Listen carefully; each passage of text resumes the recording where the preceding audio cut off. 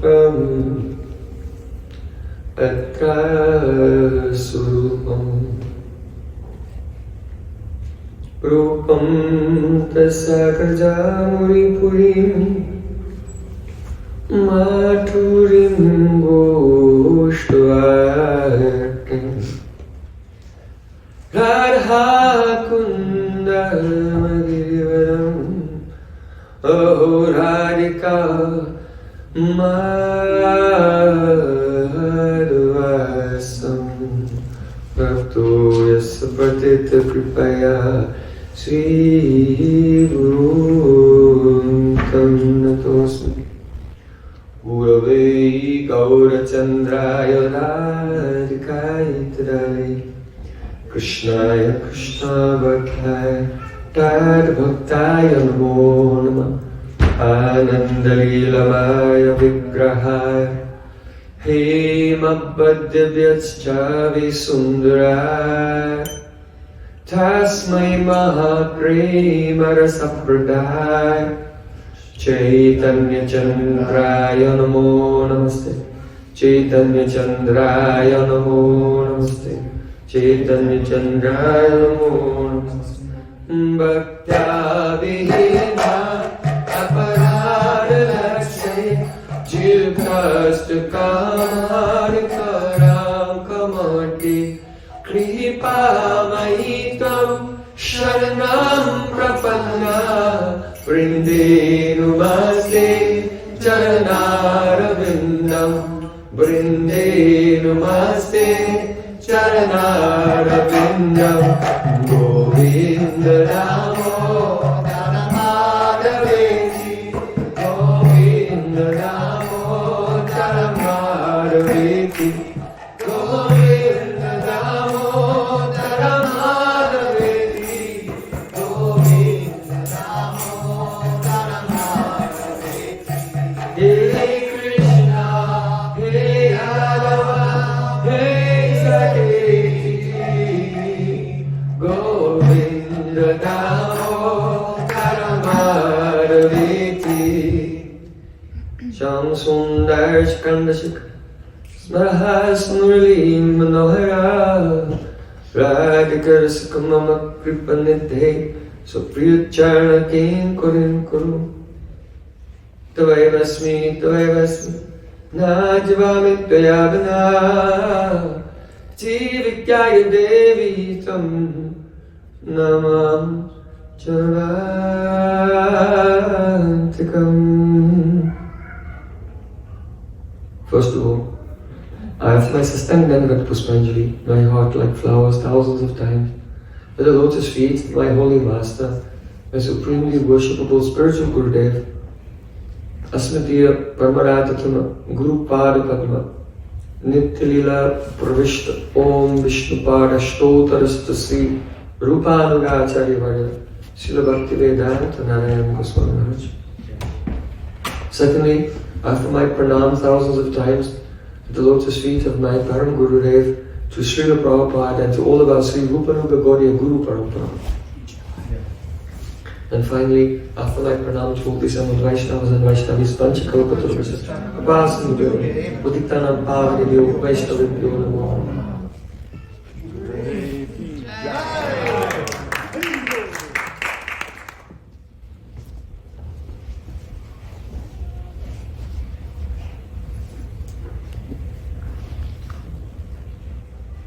By the course of Master Sri Guru Gauranga, now for 4 days we have been discussing Vrindavan Amarta, the nectar of Vrindavan.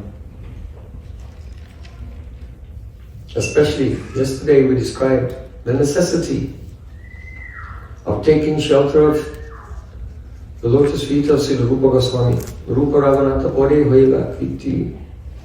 When will I have an intense eagerness to follow in the footsteps of Rupa Goswami and Srila Raghunath Das Goswami?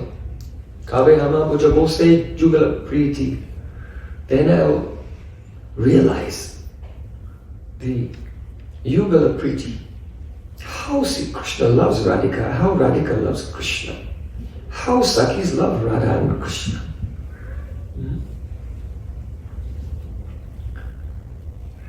the subjects we have discussed, they are aprakrita. This material world is prakrit. This material. And these subjects are aprakrita, supernatural. They're not only adoksaj. Adoksaj means beyond the senses. Vaikuntha is adoksaj, beyond the senses. But this Leela of Radha Krishna is beyond Vaikuntha even. So it has this special nomenclature. Aprakrita. Supernatural. The reason is it is not only adoksaj, beyond the senses, but it's aprakrita. That means it seems to be like prakrit, but it is not. It is transcendental. Because that is the Naravat Leela, human-like pastimes of Sri Krishna, wherein there is sweetness.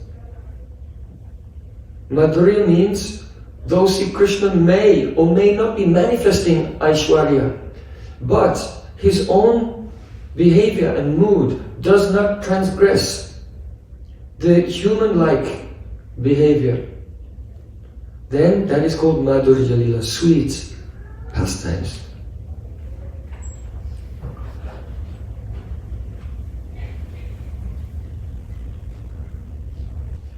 In Sri Chaitanya Charitamrita, there it is said that Sahaja Gopira Prem Nahi Prakrit Kam. The love of Braj Gopis is Sahaja. What? Yes. Sahaja. Comes easy. Yeah? Sahaj. Actually, Sahaja is a very worshipful word for us. The word Sahaja, we hold it in the highest esteem. Saha means with and Ja means born. So what is spontaneous and natural, that is called Sahaja. So Srila Bhaktisiddhanta Thakur said this word Sahaja is we hold it in the highest reverence. Sahaja Gopira Prem Nahi Prakrit Kam. The love of the gopis is Sahaja. It is natural and spontaneous. Nahi Prakrit Kam. It is not a lust of prakriti, of this world, coming from the mode of passion. It is completely selfless. It is entirely, exclusively for the happiness of Krishna, everything that they do. So, it cannot be understood in any way. It cannot be conceived of with the material mind at all. So as long as your consciousness is within the confines of the material mind, you cannot understand that aprakrita sahaja.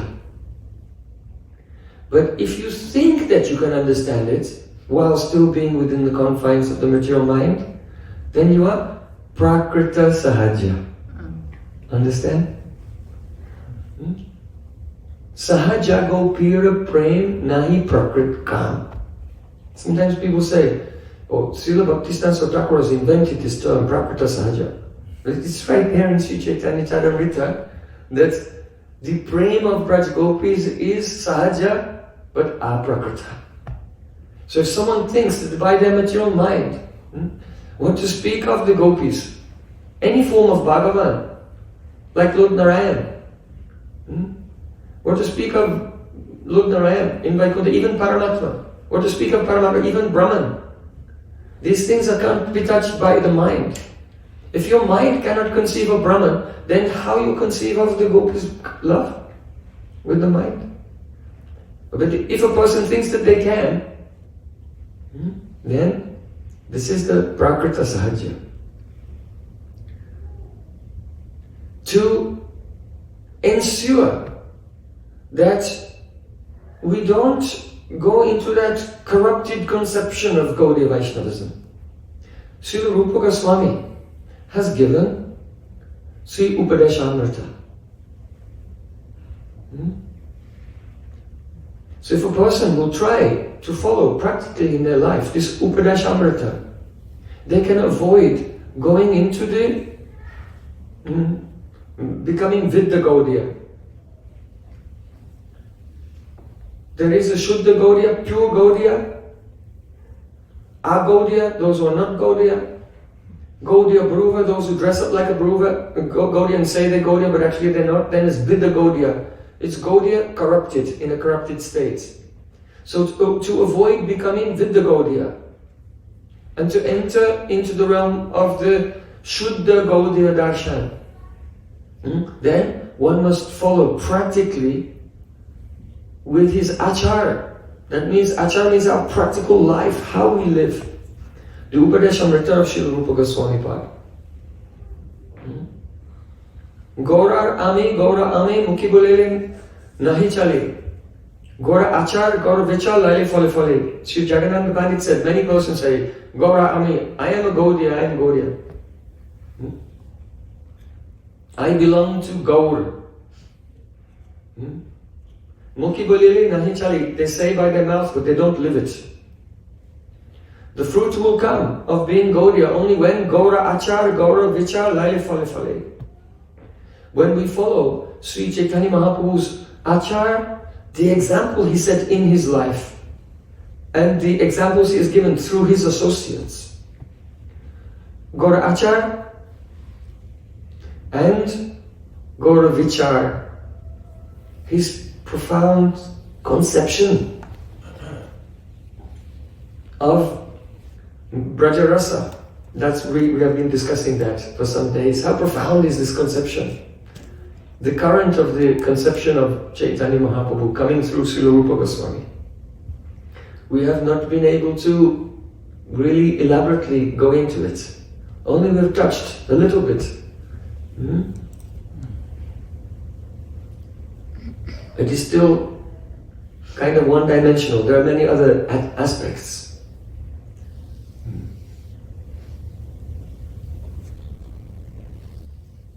When Mahaprabhu was met with Srila Rupa Goswami in Prayag, he told him, Hey Rupa,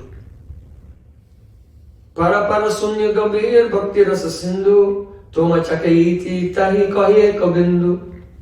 Hey Rupa, this ocean of bhakti rasa is so vast, it has no shores in any direction. You can go forever in any direction without finding the shore of this ocean. It is so deep, you can go down and down, and it has there's no seabed to this ocean.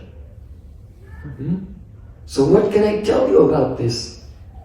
So Mahaprabhu said, just to make you understand something, I'll describe one drop. And that one drop became Bhakti Rasamrita Sindhu, Ujjwala Nilamani Lalit Madhav Vidagdha Madhav Dam Keli Kumadi Stavamala. That one drop was enough to drown the entire universe.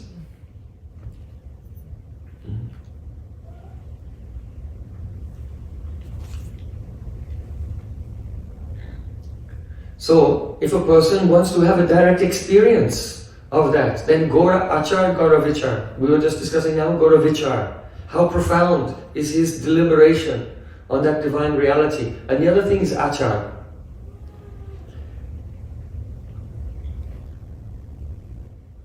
You should know that one drop of proper behavior, good behavior, is worth oceans of theoretical knowledge.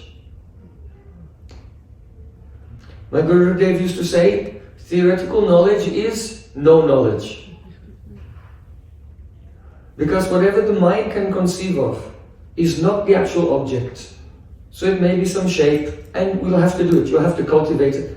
Some understanding, philosophical understanding. But you should be aware, until it becomes a realization, it is not actual Sambandha Gyan. All the three stages, Sambandha, Abhidaya and Prayojan, they are all types of darshan, divine realization. People tend to think that Sambandha Gyan means theoretical knowledge, and then you do the practice and then you get realization, Prayojan. It's not like that. The Sambandha Gyan is a realization. One realizes the beauty of Sri Krishna. He realizes his spiritual form, and then he's doing the Abhidaya. Now he's serving internally to become absorbed in that fully, so that bhav will appear and he will become siddha, his sadhana will become perfect. So the Sambandha Gyan is darshan, the bheda-abheda-tattva is darshan, and the Prayojan tattva, all are darshan. They're all vision. In fact, Shravanam, Kirtanam, Vishnu Smaranam, Padasena, Achanam, Vanam, Dasam, Sakyam, Atmanivedan, all the 9 angas of bhakti, they're all darshan.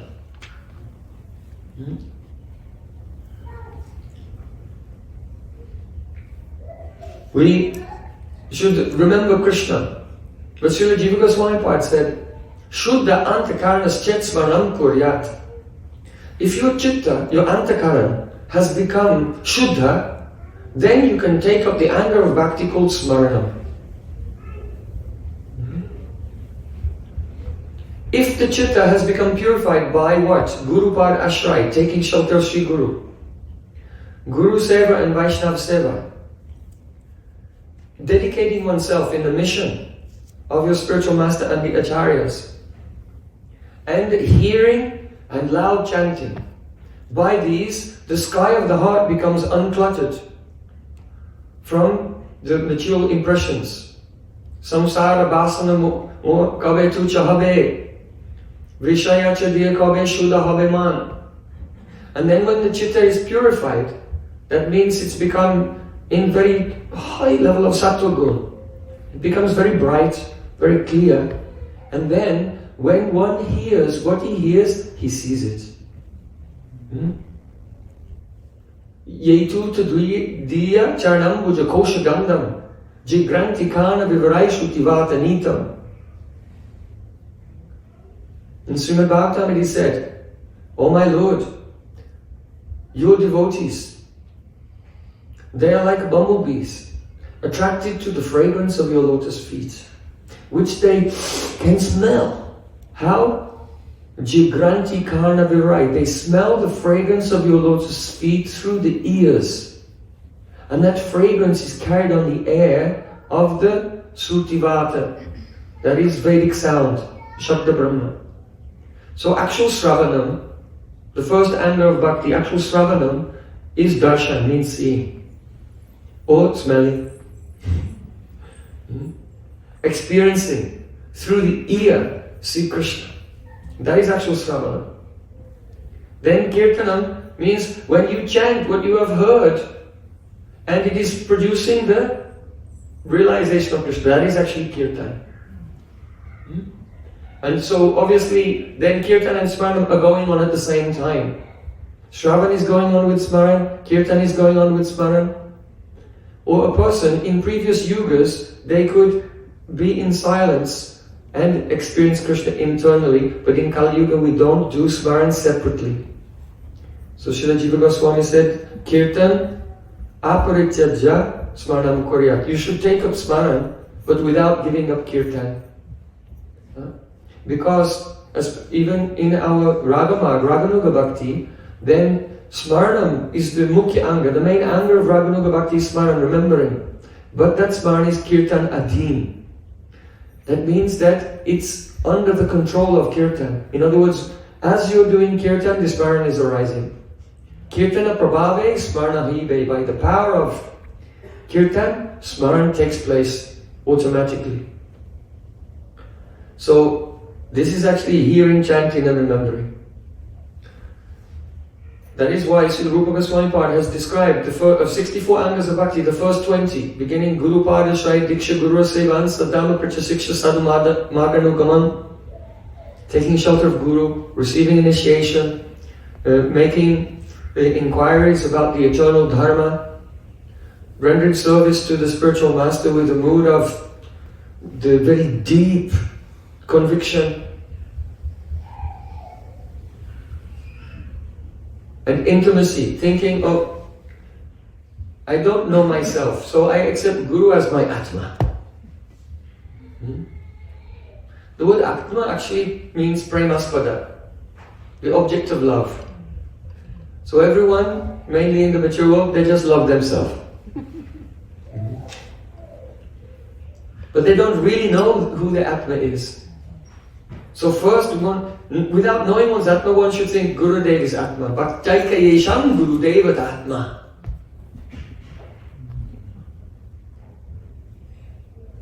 So serving in this way and following the footsteps of the previous acharyas and other sadhus, these are the angles of bhakti. So the first 20 angles of bhakti, Srila Rupa Goswami Pad said, this is actually pravesh dwara.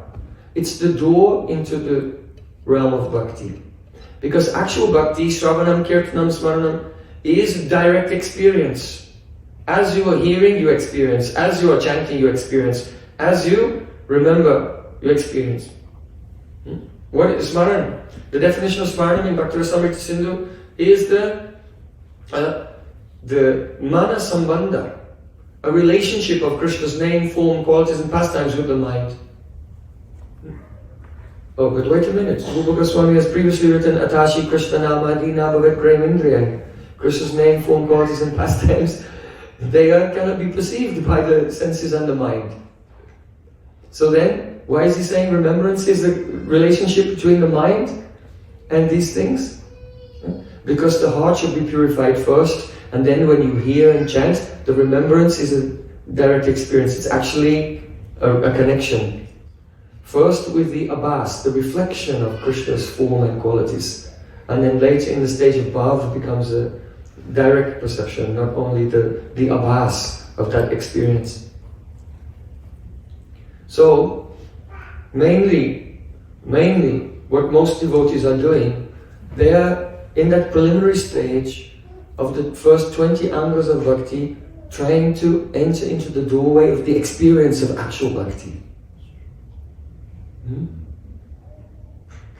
Because if one is not experiencing as Sri Krishna said in chapter 9 of Bhagavad Gita, in the first verse, what does he say? Raja Vidya. Then?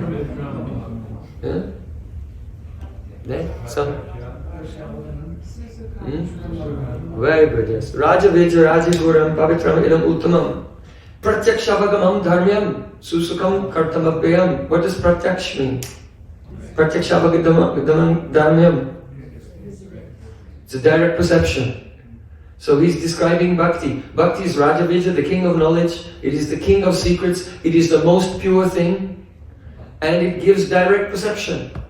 And it is eternal. It is the eternal. Susukam kartamabhyam. It is full of joy.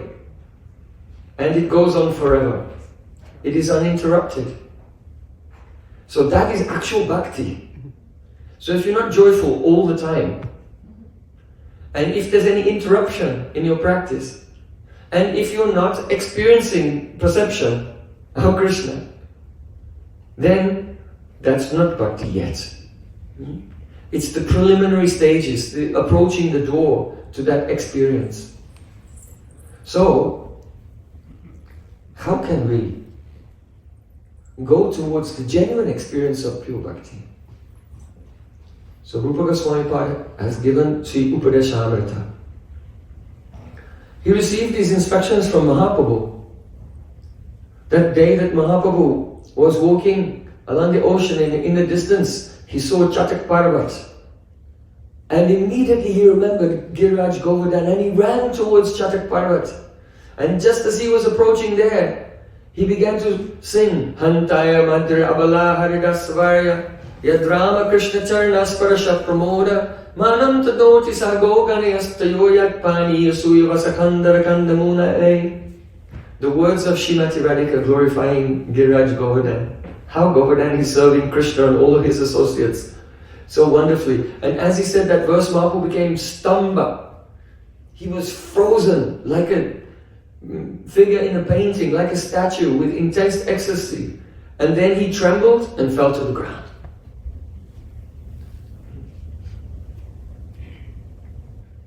Later, when the devotees caught up with him and they began to chant the holy name and bring him back into external consciousness, then he was remembering his experience, his internal experience.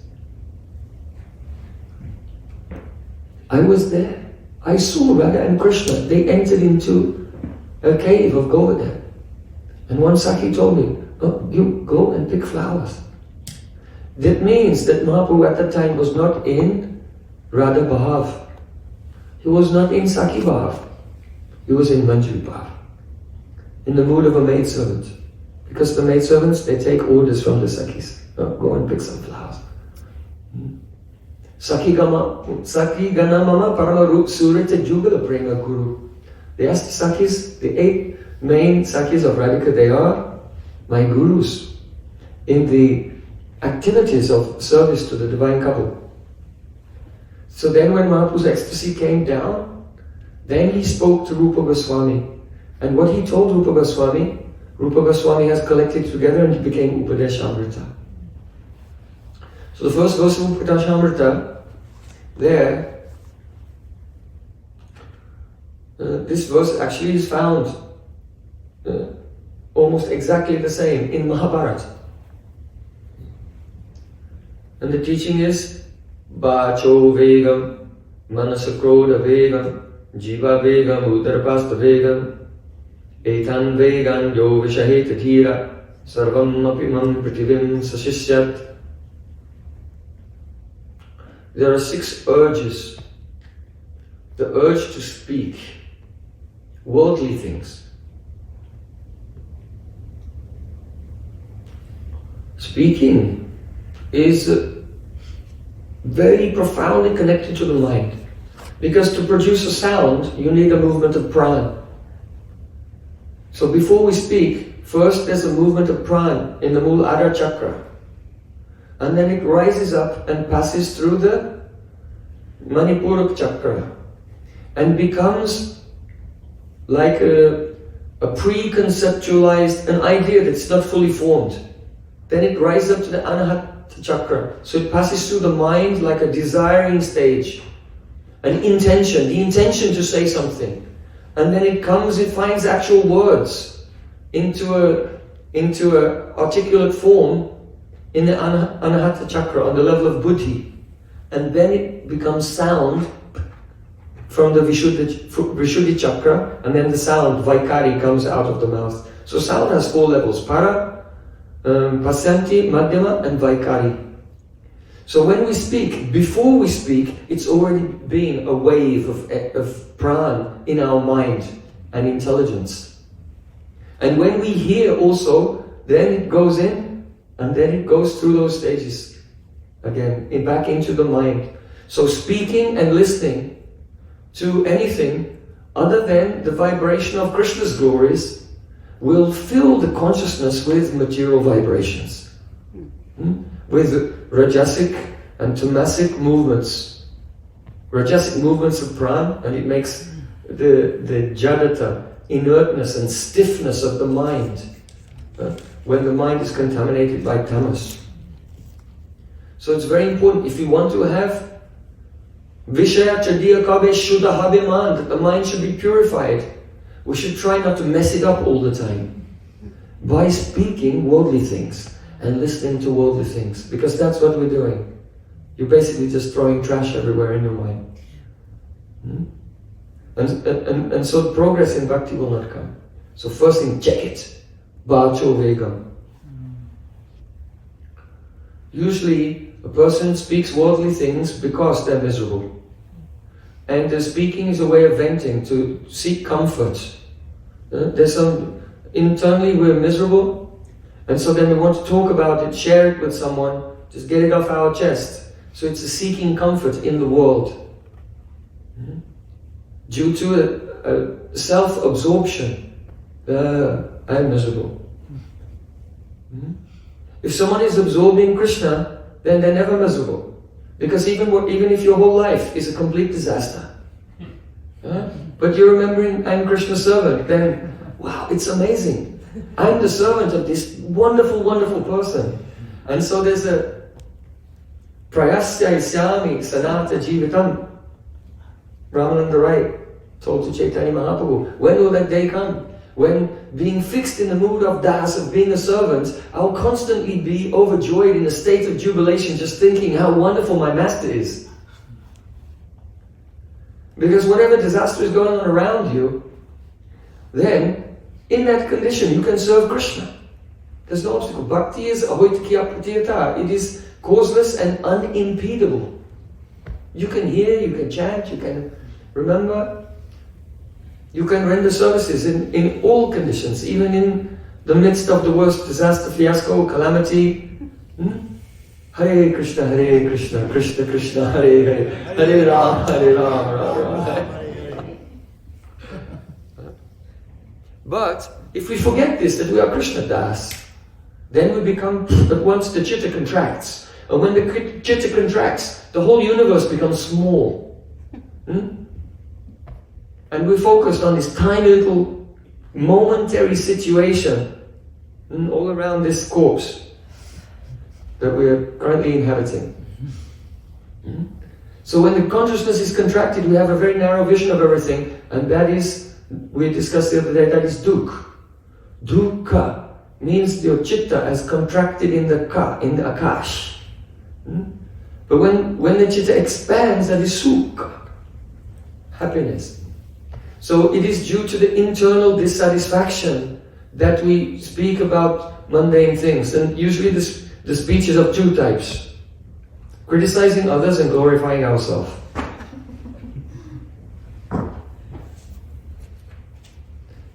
Directly or indirectly, artistically.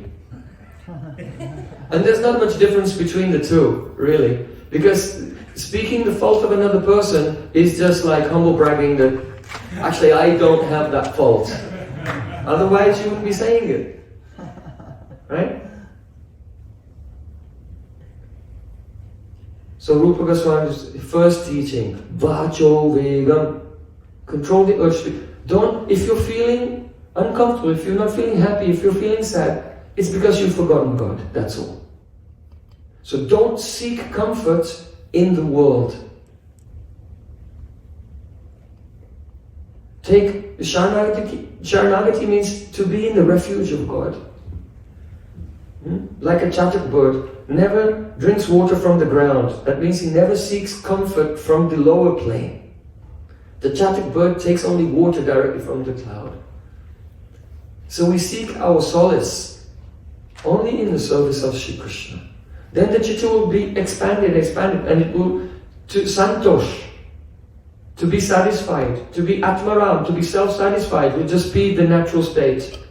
And after atmaramata, self-satisfaction, then bhakti starts. There's no bhakti before atmaramata. Because if you yourself are not completely satisfied, then you have some desire. And then when you do bhakti, that desire is mixed in with it. So now it becomes the Mishra Bhakti, Bhakti mixed with our own motivations. So that standard of inner sanctity, where we feel completely satisfied, self-satisfied, after that, then we can serve for Krishna's happiness without any motivation. That is Anyabhilasya Shunyam, definition of Uttama Bhakti. So Vacho Vegam, control the urge to speak, is very important. Manasa Krodha Vegam, Manasa Veg, very deep. The urge of the mind. The urge of the mind is to become the Arohavadi. Arohavad. Aroha means elevationism. I can, by my own efforts, elevate my situation to a better situation. This is Arohavad. So the path of karma, what is that? It's a method of trying to get a better worldly situation for yourself. The path of Gyan, what is that? Trying to get out of the material situation, because that's better than being in the material situation. Trying to get liberation. Yoga, to get the siddhis or attain liberation of merging with Paramatma. Also, so all these various tasks, except for bhakti, they're all Arohavad, the theory of self-elevationism. But bhakti begins with Shraddha, faith. There are many different definitions of faith, but one we can give, which is very beautiful, Nirbharata. Nirbharata, it means dependence. It means dependence. I am dependent on the mercy of the Supreme Lord. Without His grace, without His intervention in my life, I cannot be elevated. So that's the difference between Arohavad, the self-elevationist, and the Avrohavadi. Bhakti is Avarohavad. Dependence. And when we have that spirit of dependence on the Supreme Lord, I will serve Him fully, and what will be, will be. Then, this is the Avrohavad. And that is the Swarup of Shraddha, faith. If we maintain the conceptions of self-elevationism, and you can do that, you can do that in your angas of bhakti. You can pick up the Srimad Bhagavatam, open it and say, I'm going to read and study and learn what this is all about. You're a Rohavadi. You will. You're going to read Bhagavatam and understand what it's really saying? No, you open Srimad Bhagavatam and surrender. Oh Krishna, you have come in this form of Srimad Bhagavatam. Now I will read this for your happiness. And what realization you bless me with by your grace. That is, to that degree I'll understand something. But if we engage in any activity of bhakti, which is instigated from, which is triggered from our ego, Kartritra Abhiman, I am the doer, then this is not bhakti, that's karma. Because karma is that activity which has 5 things. Adhisthanam tatha kata, karanam cha pratakvidam, vividascha pratakchista, daivat panchamam. Krishna said in Bhagavad Gita, there are 5 factors of action. The body, adhisthanam, the karan, the senses, cheshta, the pran, and Paramatma, that's 4. And one more thing, karta, the ego. So anything which is done, you have a body, you have pran, you have senses, and Paramatma is there allowing everything to happen. But whatever is initiated from the platform of ahankara, ego, I am the doer, is karma. This is literally the definition of karma. So, Prahlad Maharaj, he said, Savanam Kirtana Vishnu Swan, yes, we know, but the next verse he said, Iti Pumsa Pita Vishnu Bhaktis Chenna Valakshana Kreti Bhagavatada Tanmanyeditam Uttamam. I think that person is most learned who first surrenders himself to the Supreme Lord and then engages in hearing, chanting and remembering. These 2 verses go together. People can take the first verse but forget about the second one. So first surrender, be completely dependent on the mercy of the Supreme Lord, Nibharata, that is the nature of faith itself, and then engage. Then it can be bhakti. So, manasaved, the urge of the mind, is the habit from so many previous lives to approach devotional service from the platform of Kartritra Abhiman, the ego that I am the doer. Because we've been doing that with everything that we do with so many lives, so now bhakti it's just another thing. Like that, but it's not like that at all. So you have to check the mind, that all the activities of bhakti are done with the Trinadapi Sunichena. More humble than a blade of grass means to give up that Kartritra Abhiman. The ego and the identity of being the agent of the worldly activities by which I can uplift myself. That is manasaveg. Check it. Don't do it anymore. We have to think about it. Again and again, in everything that we do, that we're very conscious, that we're very deliberate.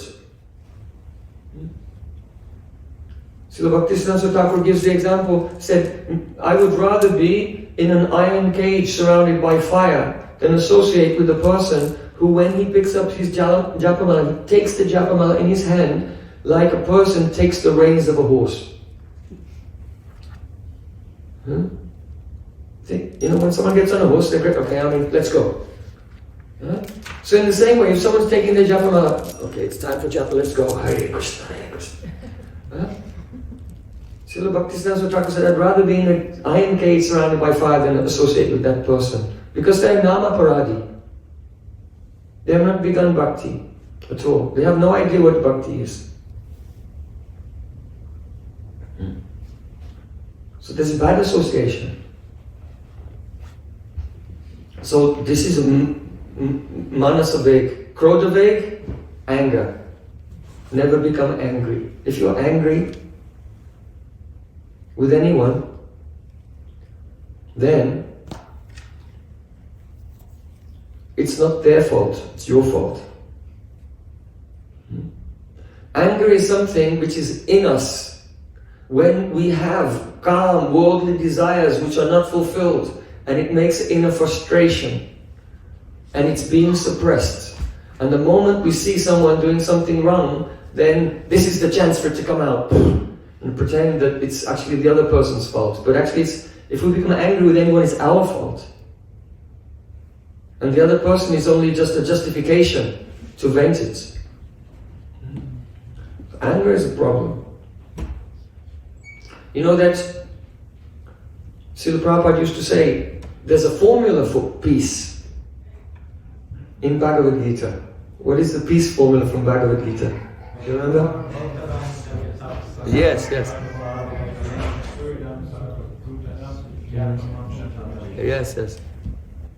Bhaktaram yagatapasam. That person who remembers three things can have a peaceful heart and be free from the disturbance of anger. First, bhaktaram yagatapasam. Krishna said, I am the supreme enjoyer, not you. Because we become disturbed, we become upset when we're not enjoying. But when we realize actually Krishna is supreme enjoyer, then there's no problem. He's always enjoying, and we can also try to do something to please him. But as soon as we think I am the enjoyer, I should accrue the results of my activities or anyone else's activities for myself, then the mind becomes disturbed. So bhaktaram yagatapasam. Then, second one, Sarvaloka Maheshwaram. Krishna said, I am the supreme controller of all the worlds. That means, whatever situation we are in, Supreme Lord has orchestrated that situation with perfect precision. And there's nothing wrong with it. It's okay. Don't try to fix it. It's not broken. God is in control of everything, perfectly. So there's something in that situation to benefit us. There's something auspicious, eternally auspicious and beneficial for us in every situation if our eyes are only open to see it. I'm not even speaking about a temporary welfare. There's an eternal and pure auspicious welfare in every situation, even of this world, for those whose eyes are open and ready to receive it.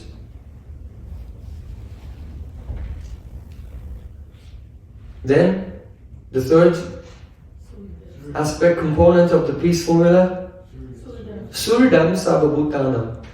One who remembers, Krishna said that I am Surdam Sarvabhutanam, the best friend of everyone.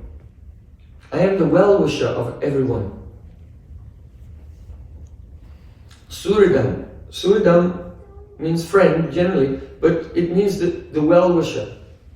So consider this point very, very carefully. The Supreme Lord is not against anyone. He's not against the demons, or the demigods, or anyone, ever. He has nothing but well wishes for everyone. So if one wants to come to the platform of being an associate of God, one should have the same mood of being the well-wisher of everyone. Sometimes devotees come into conflicts with each other, even. And the cause is always the same. They've forgotten that we became devotees to become lovers of Krishna, to love Krishna. And every soul is his part and parcel. So we should be affectionate to them too. The nature of the devotee is, as Krishna is the well-wisher of everyone, so the devotee is the well-wisher of Krishna also.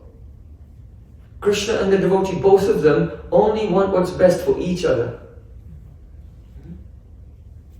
And so our heart has to come into that condition of being the well-wisher of every single person. And that spirit of well-wishing to others is not dependent on who they are or how they behave even. It's completely independent of their behavior and activities. So then, there's no anger, no resentment, no conflict, anything. So this is what Mahaprabhu means when he said, amanena manadena. Don't demand respect, but give honor to everyone, to have that spirit. It is said that the sadhu is also suridam sarvabhutana. The sadhu is the well-wisher of all living beings. So, if we don't have that spirit of well-wishing to everyone, then we'll find ourselves constantly becoming angry, disturbed, getting in conflicts with people. Then we cannot follow amaneda, manadena, kirtaniya sadahari. We cannot chant continuously. And the mind becomes turbulent. And in the turbulent mind, it's very difficult to have any realization whatsoever. So Rupa Goswami in the first verse of Upadeshamrita, he's explaining the preconditions for entering into the aprakrita sahaja prem, the supernatural, spontaneous love. Before we can enter into that, then we'll have to follow these things very carefully. Control the urge to speak, the demand of the mind to be a self-elevationist, the absence of nirbharata, dependence from the heart, and anger. So all these things have to give up. Jiva Vegam, Udara Pasta Vegam, the urges of, tolerate the urge of the tongue to taste very opulent things, especially things we shouldn't eat anything, take anything which is not prasadam. But even then, one should exercise some discrimination. And just, mainly sickness is caused by overeating the wrong things. So eat very frugally, lightly, and the body will not be disturbed. Jiva Vegam and the Udara Pasta Vegam, don't overfill the belly, and because if the tongue and the belly are overstimulated, then the genital goes out of control. And then one becomes very entangled in the one drama after another. So, Rupa Goswami said, Etan Vegan Yo Vishahita Dira. That person who can tolerate these urges, can make disciples all over the world. Actually, that means he can follow Mahaprabhu's order. Yare deke tarikara Krishna Upadesh Amara Agyai Guru Hane Taridesh. So then in Upadeshamrita, Srila Rupa Goswami Pad describes the 6 things which are unfavorable for bhakti. Atyahar Prayasaccha Prajalpane Magraha Janasangas Slohancha Sadhi Bhakti Vinasati. Overeating. Overeating is with all senses, not only the tongue. If we look at worldly things, if we hear worldly music, then we're eating through the eyes, through the ears. And this will destroy the devotional mood. Atyahar priyasascha, over-endeavoring, taking on a very big responsibility, a big project. We are very limited in capacity. We should try to just engage in activities under the guidance of a Vaishnava, because a Vaishnava will not engage us in a way that our bhakti will be destroyed. But very often persons who have no anugatya, they're not under guidance, they get some harebrained scheme that they're going to do something spectacular, and then they're sweating day and night doing this, and they don't even chant Hare Krishna. Or they chant when they're thinking about all the problems connected with that project. So one of the angas of bhakti is don't take on big projects.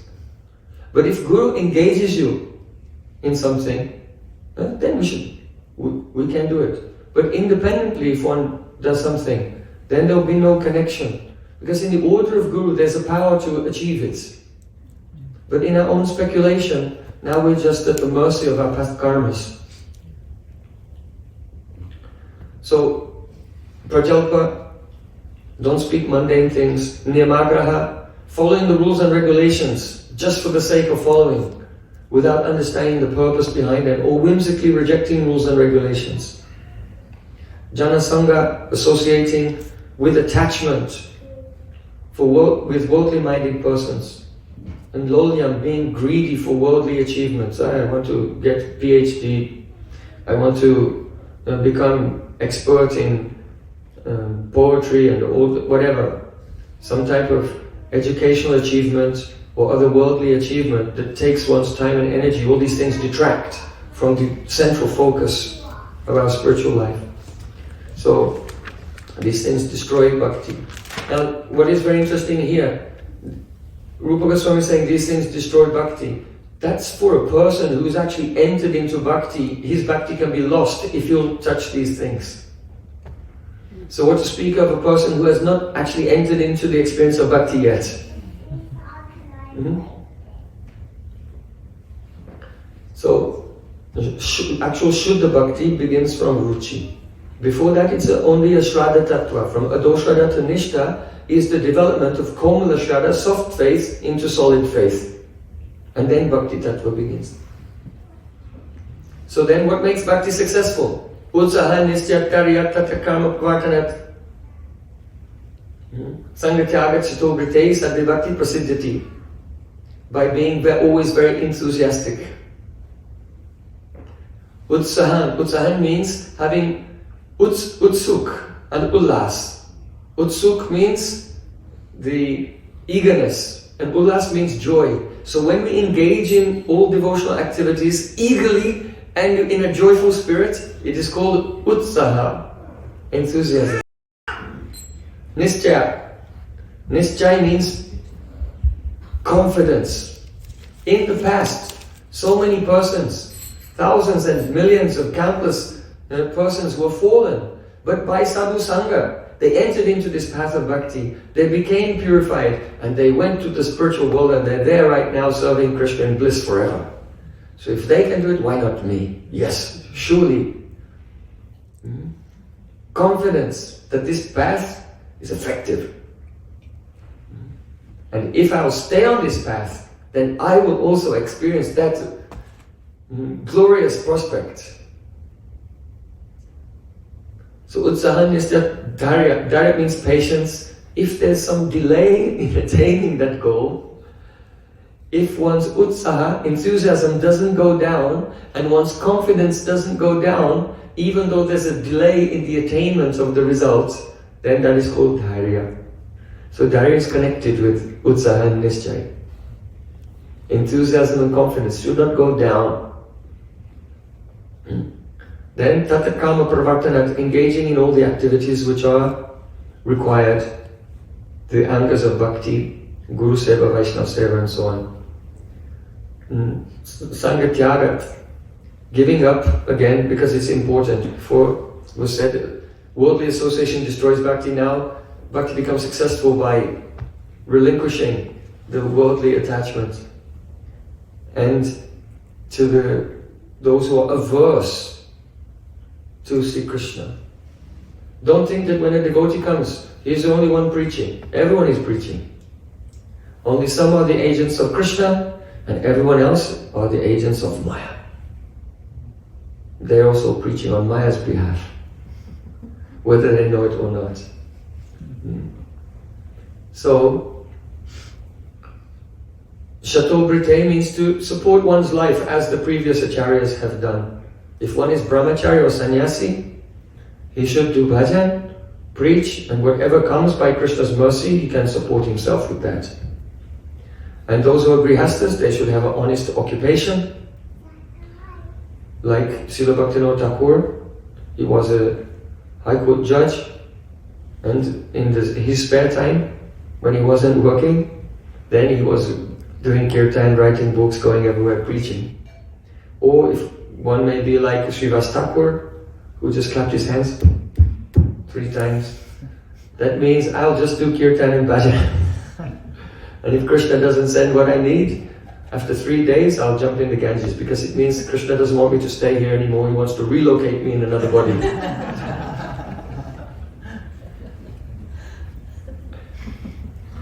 So Those type of grihastas like Srivas Thakur, they're very rare, but it's not impossible. So then, Dadati Pratgrinati Guyamaki Pratiti Bhungte Bhojete Chaiva Sadvira Pratilakshanam. One should have the affectionate exchanges with devotees. But one should discriminate between the different levels of devotees. Krishneti Yasagirtam Manasadriyeta Dikshasti Pranamtibista Bhajantamisham Susra Bhajan Bhigya Mananyanya Nindari Shunyiridamipsita Sangalabhya. If someone is chanting Harinam, then from the core of our heart we give honor to that person. But if someone has Diksha, and here it means in the real sense of the word Diksha, that they are established in their Sambandha, realize their relation with Krishna, then you must give Dandavat Pranam, bow down to that devotee. And so Susraya Bhajana Vidyam Ananyanya Nindari Shunyas Ridam Ipsita Sangalabhya. If there's a Vaishnava who has realization of Radha Krishna's Nitya Seva, and he's serving them always, then we should associate with that devotee, we should hear from that devotee, and whatever instructions they mercifully give, we should try to follow it in our life. And such a devotee can be recognized by their characteristics, that they're completely devoid of the tendency to criticize anyone. So Rupa Goswami Pad said, even those very high level devotees, they're completely transcendental, but by your mature eye you may see some fault in them. Drishta subhava janitava prashasta dosha na prakritatame bhakta janasi pasya. But it's just like the Ganges. In the rainy season, the Ganges seems to have so many branches and foam and mud floating, so it may appear to be polluted. But if you bow down to Ganges, you do puja of Ganges, you offer prayers to Ganga Devi, you take bath in Ganga, then you can feel the clarity, the purification. That spiritual power is always there. It is never missing. So in the same way, a pure Vaishnava, they may have a defect from a worldly point of view. Maybe they have to wear an hearing aid or spectacles or something. So it looks like a vapu dosh, a defect in the body. Or the sobhav dosh. It may seem that they have some defect in their nature as well. Sometimes they become tired, hungry. Sometimes they may be abrupt, a little bit sharp, like this. But this should not be taken to be worldly faults. One should think this is superficial, it is in my eyes. Because by hearing from that Vaishnava, bowing to them, serving them, honoring them, then one can feel the expansion of consciousness. One can feel the spiritual upliftment. If one puts aside the worldly vision. Vaishnava cannot be seen with the eyes. Vaishnava is seen only through the ears. And then, if Vaishnava will give their merciful glance to us, then, only then are we empowered to see their actual identity, who they are. Otherwise, just as Sri Krishna is beyond the senses, the holy name is beyond the senses, the holy Dham is beyond the senses, the Vaishnava is also not the drishya, the object of our vision. We are drishya, we are the object of the Vaishnava's vision. But the Vaishnava is not the object of our vision. As long as we take the Vaishnava to be the object of our worldly vision, then some offense will be there. It is a dishonor. It's not the correct method of sadhusanga, of association. One should think, Vaishnava sees my soul, but I am not seeing him. Let me try to see. By hearing. So Rupa Goswami has given all of these warnings, on the one hand warnings, and also good practical and positive advice. Then Sat Krishna Nama Charitari Satapta Vidya Vitopatasya Rachanasya Narochganu Kintvaganad Anudinam Kalasaya Justa Swadvikramat Bhavati Tadgadamula Hantri. He said the name of Krishna is very sweet. His form, qualities and pastimes are all extremely delicious. But our senses are not tasting them due to avidya. But if with great honor one will chant every day, and so adarat means with great honor, carefully avoiding 10 types of namaparad, then avidya will be destroyed, and then one can experience how sweet everything. Adaram maduram badanam maduram nayanam maduram hasitam maduram hridayam maduram namanam maduram maduradibate akilam maduram.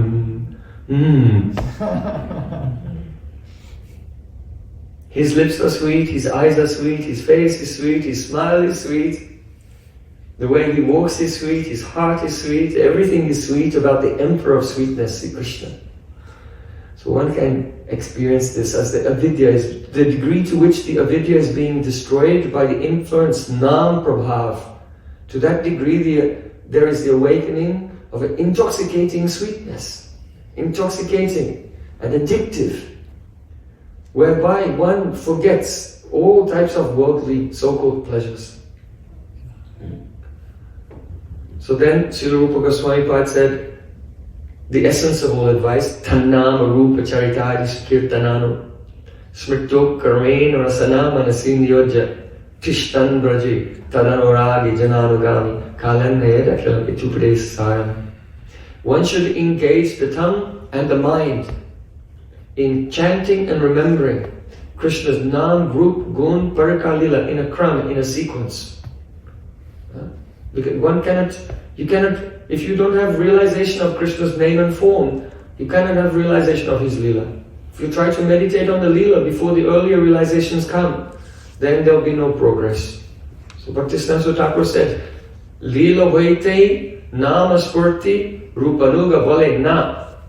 A Rupanuga Vaishnava will never say that a realization of the sweetness of Krishna's name will arise from meditating on his Leela. It's backwards. You start with the name and the form, then the qualities, the social, and then don't start with the Leela and think you're going to realize the sweetness of the name.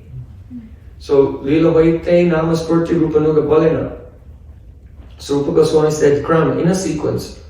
And then, as you are realizing these things internally, Tishtan Braje Tadanuragi Jananugami, be in Braja and be under the guidance of a pure Vaishnava, outwardly and also internally as well.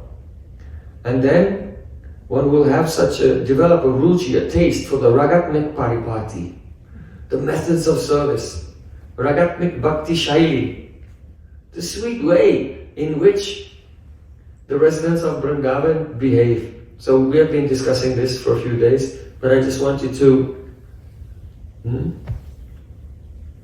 Vidya Vishara Jai Chuli Pe Roti Jalai Guruji Paupti Nai. Oh, if you go too far and you don't come back and revise, we'll forget everything. So Guruji, please, can we go back? This is a very famous saying we mentioned yesterday. So my Gurudev always, he used to speak sometimes and go to the very high topic, then he would say, but you will have to begin. Start from the beginning if you want to attain that. This was his method of preaching. Just like a person who has a very valuable jewel, he goes, hey, come here. And then puts it back in his pocket. So in order to create greed, the pure Vaishnavas are showing us something, a glimpse of the beauty of the spiritual lila and then putting it away. Now, how do you get it? For that you have to do something, some great cheshta. Endeavors must be there.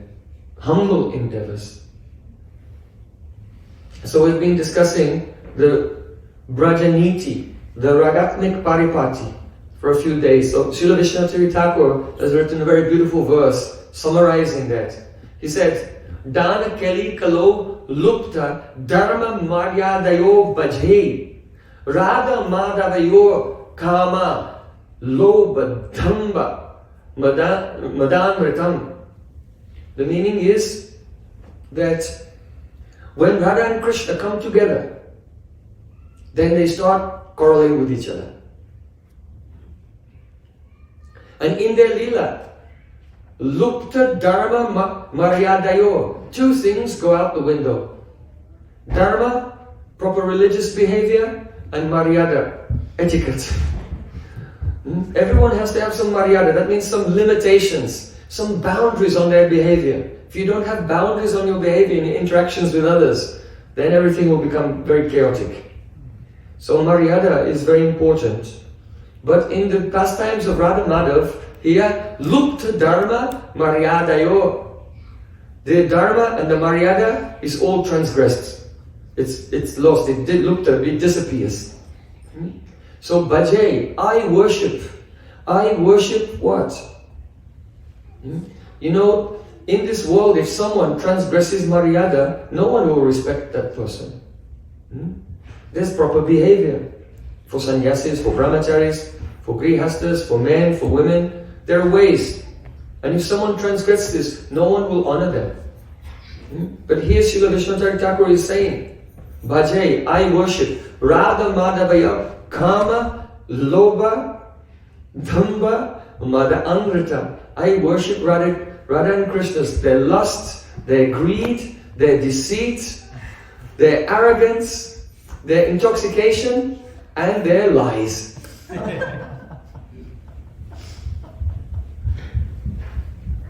Very beautiful verse. Dan keli kalo lupta dharma maryadayo bhaje. Crossing all maryada, crossing all dharma, bhaje. I am worshipping Radha Madhavayo Kama Lobha Dhamba Madanrita. I worship Radha and Krishna's, their lust, their greed. Krishna is very lusty. Said, I'm sorry, if you cannot pay the tax, then you'll have to come and meet with me privately in my office. This kunj of Govardhan, and we can negotiate we can come to some arrangement. I worship this lust of Krishna, lobh, this greed. How much tax Krishna is demanding? How much tax the gopis also demand from Krishna? Kama, lobha, damba means deceit. They try to deceive each other all the time. Mada, they're so arrogant. I am the control of this place. No, my Radhika is she's Vrindavaneshwari. And they become arrogant with each other. Mada means arrogance, but Mada can also mean intoxication. Radha Krishna meet together and they drink the madhu pandila, honey wine, and become intoxicated. So no one can give respect to a drunkard. But Srila Vishwanath Thakur said, I worship Radha Krishna's intoxication. So lo vadamba madanritam. Rita means truth. So anrita means lies. And I worship their lies. So this is the Brajaniti. Very, very beautiful. Now today, I wanted to touch on one important subject. And after japa this morning, we stopped, when we completed our japa for the morning, said, are there any questions? And Pitam Prabhu said, can you explain something about the specialities of the Sakhis? And that was actually the topic for the morning class. So it shows how he's very tuned in during this festival. So I plan to speak this morning on the speciality of the Sakhis.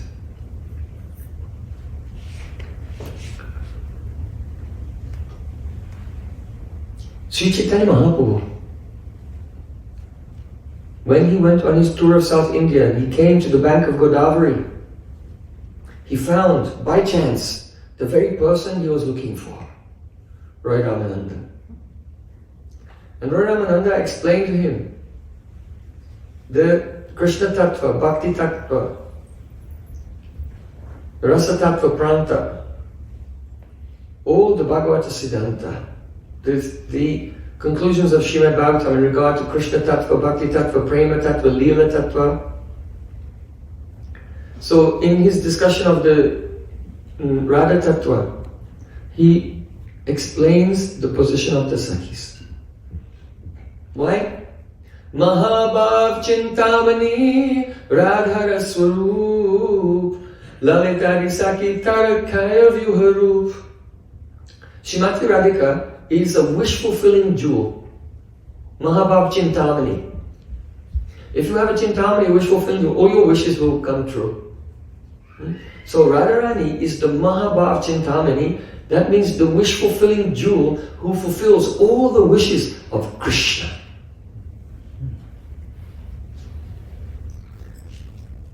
To fulfill those wishes of Krishna, Lalita Sakhi Tarakaya Vyuharup, Radharani herself has expanded and become Lalita Vishaka Chitra Champakalata. So just as the Supreme Lord, he has multiple forms, so Radhika has multiple forms. And those Kaya Vyuharup, those expansions of Radhika, they are her Sakhis. So from the ontological perspective, philosophical perspective, the Sakhis are not different from Radhika. Ananda Chinmaya Rasa Pratibhavitavis Tabiya Eva Nija Rupataya Kaladihi. Radhika is Nija Rup, Sri Krishna's own Ladini Shakti. And the other gopis are Kalabi, the Kala. That means expansions. And expansions of that Srimati Radhika. Otherwise, Ramananda Rai said, Radhara Swarupa Krishna Prema Kalpalata. Radharani is a Kalpalata, a desire-fulfilling creeper. Now, the Chintamani fulfills desires. So, just from the Chintamani, unlimited, without any exhaustion, it can produce so many things. So this is described in relationship to Radhika expanding as her Sakhis. Now he's giving another example as a Kalpalata, because a creeper it is beautified by its leaves and creepers. Leaves, and flowers and manjaris. It's buds. So now he's saying, Radhara Swarupa Krishna Prema Kalpalata, Sakhi Gana Hoy Tara Palav Pushpapatta. Radharani is the wish-fulfilling creeper, and her Sakhis are the leaves, the flowers, and the buds, the manjaris on that creeper. So this imagery conveys a more profound idea in regard to the Sakhis, that the Sakhis are non-different from Radhika, that a creeper is most beautiful when it has leaves and creepers. So when Radhika is coming, but surrounded by her Sakhis, this scene is so charming, so beautiful. And especially Sakhya Sri Radhikaya Brajakumada Vido Ladini Nama Shakti Prema Sarang Savalyakishalaya Dala Pushpadi Tulya Satulya Siktanam Krishna Lila Mrita Rasanichaya Ula Santyam Amusham Jatulla Samsusechat Shatgunavadikam Santiyatana Chitram. Ramananda Rai said that Radhika is the wish-fulfilling vine of Ladini Shakti. Her Sakhis are her leaves, her flowers and her buds. And just as if there's a vine and you pour Amrita on that creeper, then if you put the Amrita on the creeper itself, but all the leaves and flowers and buds, they experience the benefits. You know, Yatataro Mula Nisechanena Tripyanti Tat Skanda Bajopashaka. If you give water to the root of a tree, then the branches and leaves and flowers all get the benefit. So this also applies to Radhika in Krishna's Leela, that when the Amrita, the nectar of Sri Krishna's Leela, Sri Krishna's love, is tasted by Srimati Radhika, then all the leaves and all the creepers experience that joy 100 times more than if Sri Krishna had gone directly to them himself. Shataguna Madhikam. So here it says Shatagun. Sometimes in the Sanskrit, in the Bengali it says Koti Gun. Koti means 10 million. Shata means 100. It's not mathematical like that. Just these big numbers, it just means actually Ananta, unlimited. Because it's a multiplication that we cannot conceive of. So these figures are figurative. So then Ramananda Rai, he told Mahaprabhu, Vivarapi Sukha Rupa Swapakashopi Bhava Shanamapi Nahirada Krishna Yo Yarate Swa Pravayati Rasa Pushtin Chit Vibhuti Ivesha Swayati Pada Tadasam karas sakinam rasagyaha.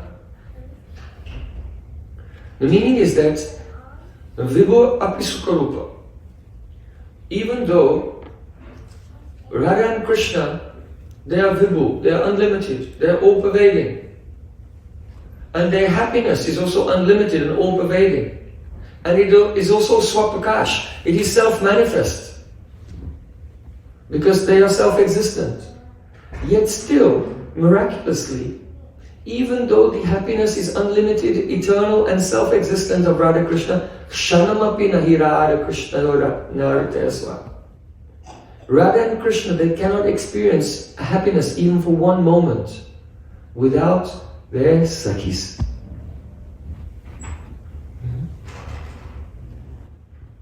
Pravahati rasa pushtim. These Sakhis make the flow of rasa in the Leela. They make rasa flow. Chit vibhuti, ivesha. They're exactly like the Chit vibhuti. That means the mystic opulences of Isha, Lord Narayan. Just as Lord Narayan is surrounded by his own opulences in embodied forms. So these Sakhis are actually the mystic opulences of Radha Krishna's love in embodied forms. And they make the flow of rasa by which Radha Krishna experience joy. So he said, Sarati napadam asam ka sakinam rasagya. This is a question. What person who understands rasa, one who is rasagya, if a person actually understands rasa, then who would not take shelter of those Sakhis? Tistan rajay tadanuragi jananugami. To take shelter of those Sakhis. This is the conclusion. If you actually understand the nature of rasa, you don't take shelter directly to Krishna or Radhika. You take shelter of these Sakhis. Because they're the ones who are initiating the flow. Radha and Krishna are dependent on those Sakhis for even one drop of happiness. I'm speaking these things because maybe you have some idea, some conception. And unless it's realized, it's probably wrong. So you have to hear and your idea corrected. Be changed. Radha Krishna, no, take shelter of the Sakhis. Radha Krishna are dependent on these Sakhis for even one drop of happiness. How is it just accept it? Hear and accept it. This transcendental reality, it is a avitarkya. It is beyond the reason. Though there are reasons, there's an explanation according to rasa. So we'll come to that. Ramananda Rai said to Mahaprabhu, Madhya Vayasa Sakhiskandi Kare Nyas Krishna Leela Manobriti Sakhi Ashapash. Very beautiful. He's saying, Madhya Vayasa, Radharani is in the middle age. She's not in the beginning of her adolescence and not in the end. She's in the middle of her adolescence. Madhya Vayasa Sakhiskande Karanyas, and she keeps her hand on the shoulder of her Sakhi. Krishna Leela Manobriti Sakhi Ashapas. In this Krishna Leela, Radharani has so many Manobritis. Earlier in the festival we discussed, we tried to explain, maybe in the morning deeply, what is the meaning of Manobriti or Chitta Vritti. So Radharani has Manobriti, Chitta Vritti. But in Krishna Leela Manobriti Sakhi Ashapash. Ashapash means here and there. Right? So in Krishna Leela, Radharani's Chitta Vrittis are running here and there in the form of her Sakhis. How charming! Radharani is always thinking she has so many ideas how to please Krishna in so many ways. These are Chitta Vrittis. But our Chitta Vrittis are moving around in our Chitta. Radharani's Chitta Vrittis are running here and there, Ashapash, running here and there in Vrindavan, embodied in the form of her Sakhis. Krishna Leela Manobriti Sakhi Ashapash. So, Radharani herself described the position of her Sakhis. She said, Yat sneha pura bheda-abheda-tattva rajitaika vartyagaram vartamala deepa yugam chakasti tats chaitaretra tamopano dat paroksham anandyat akila pashpagada sadali. Radharani said,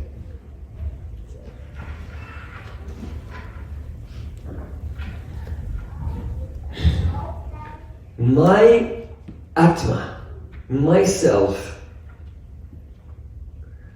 and Krishna, his Atma, his self, are not two, we are one.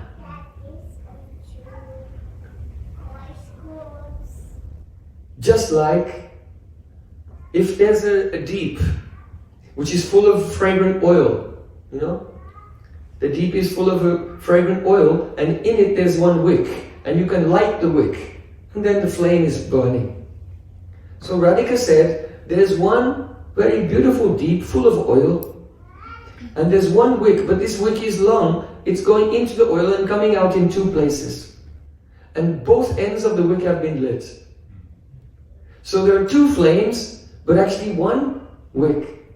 And both the flames are being fed by the same oil. So yatsneya pura bheda-abheda-tattva rajitaika. There is a container full of the oil of affection. And myself and Krishna, we are one Atma, we are the one wick, soaked in that affection. But we seem like two bodies, that means our two bodies are flames. Nourished by that affection, with one heart.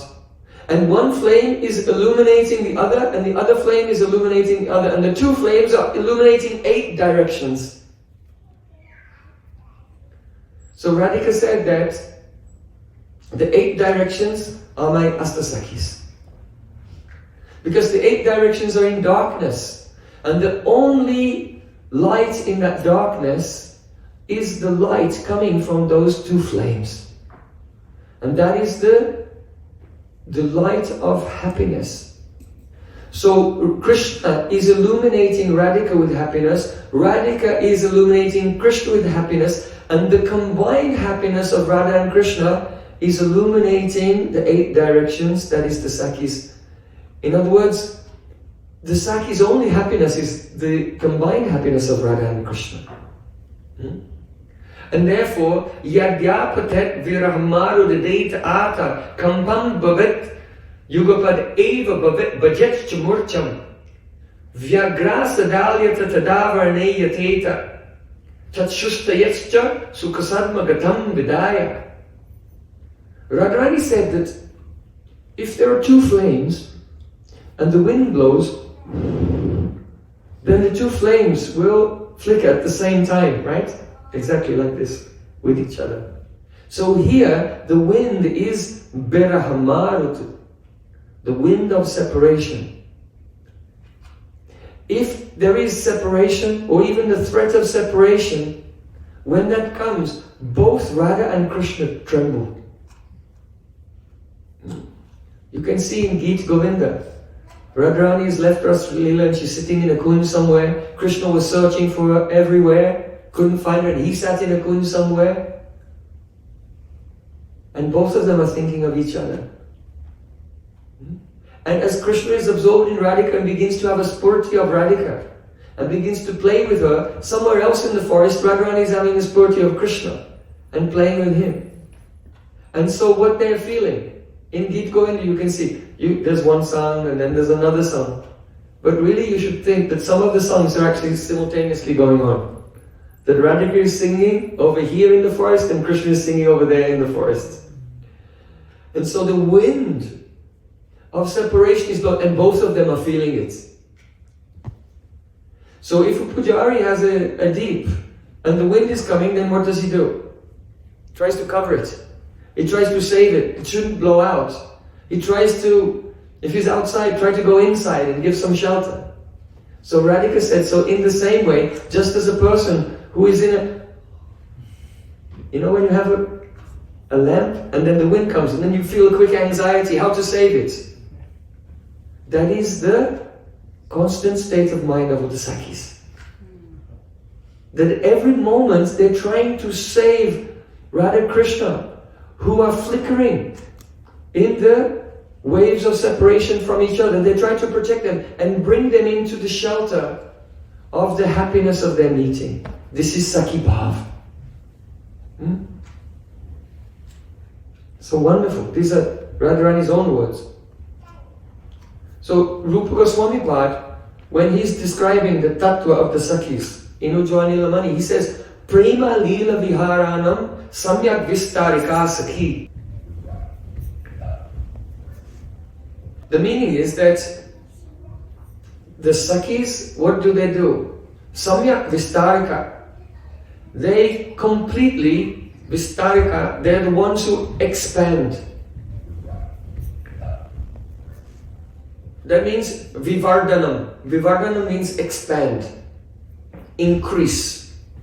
The Prem, Leela and Viha of Radhika. So Prema, Leela, Viharanam, Samyag, Vistarika Sakhi. A Sakhi is a person who completely Vistarika, she is the expander, the increaser. She does Vivardhana of Radha Krishna's Prem, Leela and Vihar. This is the definition. So Vistarika doesn't only mean increase, but it also means Vikyapana. Vikyapana means to spread through speech. In other words, to propagate, to advertise through speech, to reveal, because that's the nature of a Sakhi. The nature of a Sakhi is, if she feels something in her heart, she'll immediately speak it. Not in front, but to her Sakhi. If two Sakhis come together, that's when, everything comes out.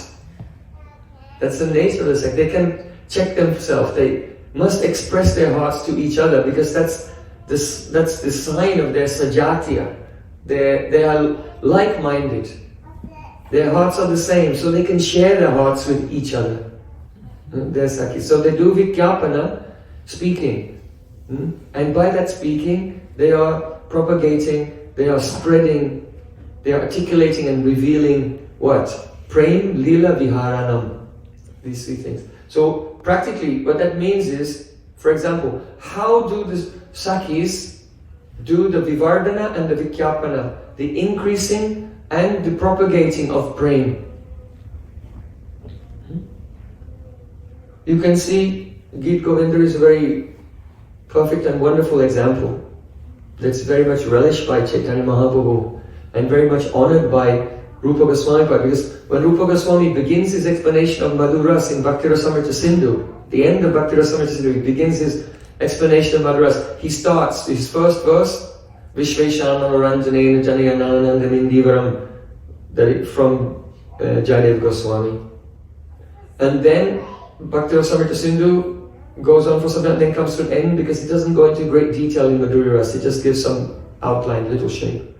But then in his the next part of his thesis, Ujjwala Nilamani, he continues to expound on all the details of Madhurya Rasa, and then at the end of Ujjwala Nilamani, the last verse he gives, Pratyuha Pulakankarena Nividas Leshe Niveshenava, again from Jayadev Goswami.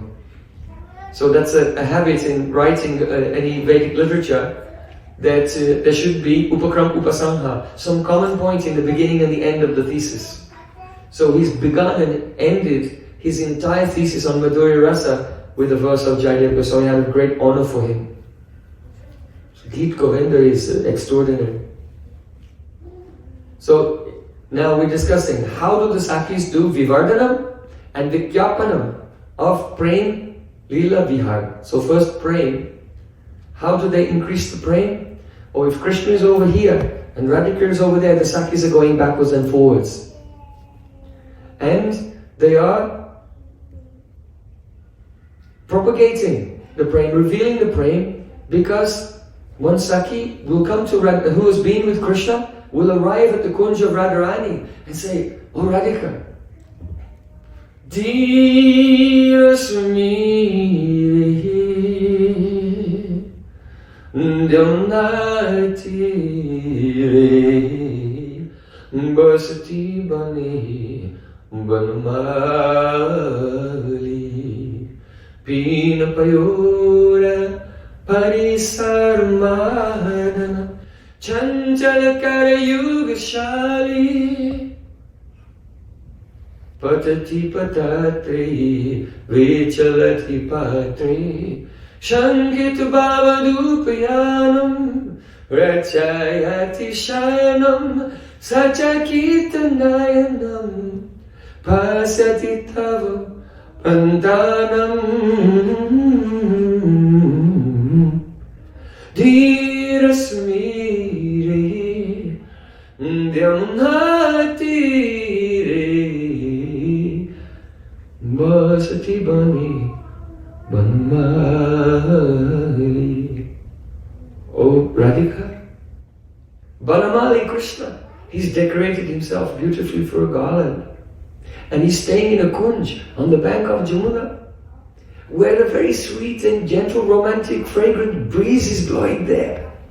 And he's waiting for you right now. He's in anxiety. Radharani is thinking, he's probably with another gopi. So Sakhis is saying, no. He's only thinking of you. Rachati Shayanam. He's making a beautiful bed of flowers. Sachakitanayanam. His eyes are like, if a deer hears a sound, the deer is very startled. His eyes are startled if he hears a sound outside. He says, oh, Radhika's coming. And then he goes to see, oh, it's just some birds. Then he goes back inside to complete his decorations.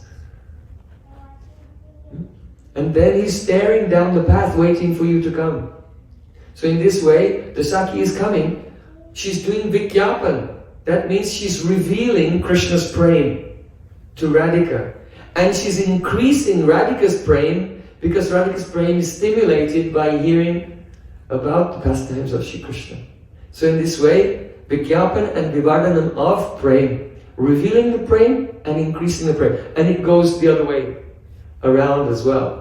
The Sakhi who has been with Radharani, she will then go to Krishna. Krishna says, oh, where is Radhika? What is she doing? Madhava sabirahe tavadinam madhava manisija bisukha bayadiva. And the Sakhi will say, oh, Radhika is feeling so much pain of separation from you. The Malaya breeze is burning her. The moon seems to be spitting fire. So in this way, the Sakhis are going backwards and forwards and doing Vikyapadam and Vivardhanam of Prem. No, Prema, then, now we come to Lila. Prema, Lila, Viharanam. How do they do Vikyapanam and Vivardhana of the Lila? First of all, they increase the pastime. Why? By taking Radhika on Abhisar. They decorate her and then they bring her through the forest to meet with Krishna. So they are initiating the Lila by bringing Radhika to the meeting place. And then when they get there, then, oh, the Lila may just begin. But no, Radhika, don't be submissive to him. And by giving instructions to Radhika to not cooperate with Krishna, then Krishna thinks, oh, what will I do now? And then he'll have to be very naughty. He'll do something naughty to try to approach Radhika by force. And then all the Sakhis, they become outraged. Oh, how dare he? But this is all lies. They're so happy, they're completely happy, but they were looking at each other and complaining about him. So these are waves of love. The first wave of love comes in the heart of the Sakhis. They become favorable to Krishna. Let's bring our Sakhi Radhika to meet with him. And then when they bring Radhika, then the next wave of love comes in Radhika. They make her become contrary, but then when she becomes a little bit submissive and Krishna notices it, then the next wave of love comes in Krishna. And then he tries to become aggressive and accost her. And then the next wave of love comes in the Sakhis as they all complain about how terrible he is. But everyone is just relishing. They're just relishing. So Ramananda Rai said, Sakhi bina e lila pushti nahyai. Sakhi lila vistariya sakhi ashwadai. Without the Sakhis, this lila is not initiated, it's not expanded, it is not nourished. And in the end, who tastes this lila? The Sakhis. So they start it and they finish it. They initiate it and they're the tasters of it also. You see? Because when Radha and Krishna meet, Radhika tastes Krishna's love and Krishna tastes Radhika's love. But it's the Sakhis who taste the love of Radha and Krishna. Jugala Priti. Kabe hama bujabo say Jugala Priti. So how glorious are these Sakhis? So they increase the pastimes. They expand them, they do Vivardhanam by making Radhika become non-cooperative, by joking with Krishna, by bringing Radhika to appointments, and Vikyapanam. Vikyapanam means the speaking and revealing the pastimes. Yesterday we were discussing Vishakadi Sakhi Gan Nana Rage Gai. Vishaka Sakhi is the singing with the other Sakhis. Radha Krishna sitting on a beautiful jewel throne and the Gopis are singing. But what are they singing? They're singing about the Leela. So they're revealing the Leela through their songs as well. And that also nourishes the prema of Radha and Krishna. So they do Vivardhanam of the Leela and Vikyapanam of the Leela. So Prema Leela Viharanam. Now Bihar. Bihar means the very intimate union of Radha and Krishna. So this cannot take place unless Radha and Krishna know for certain that no one knows where they are, no one will come and no one will interrupt them.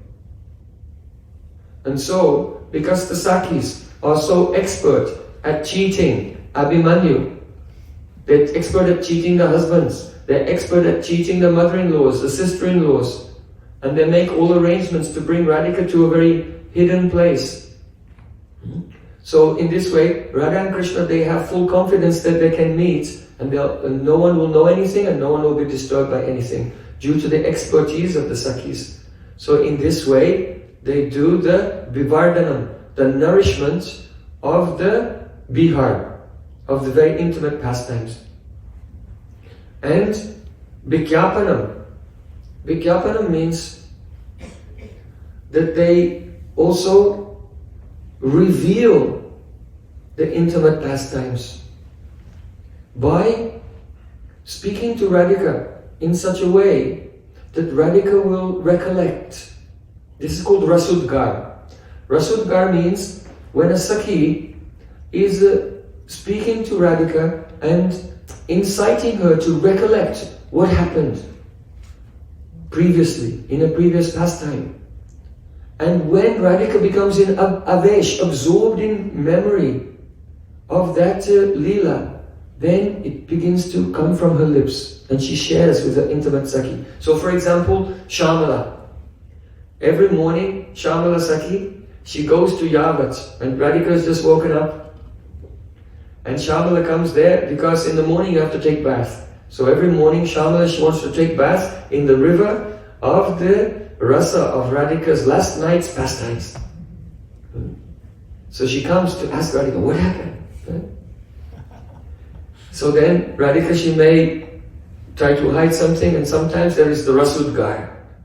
So only in the company of very intimate Sakhis can Radhika reveal her heart. Very confidential things should not be spoken, even to a Sakhi. So sometimes you find in the poetry of Jayadev Goswami, very confidential things Radhika is speaking. So that means that she's in a stage of devastation, of separation. That means that she's lost control of her mind, of her intelligence, due to the absolute devastation of separation. And so she's saying what should not be said. And this is called a Rasudgar. So one example.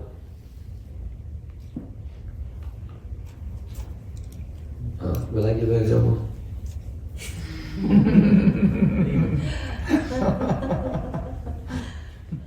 In Vrindavan, come to Vrindavan and Parikrama. I'll give you an example then.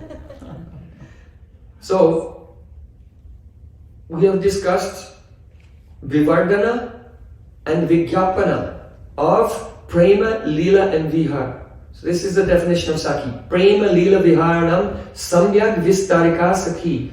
The Sakhis, they completely do the articulation, the propagation and the increase of these three things.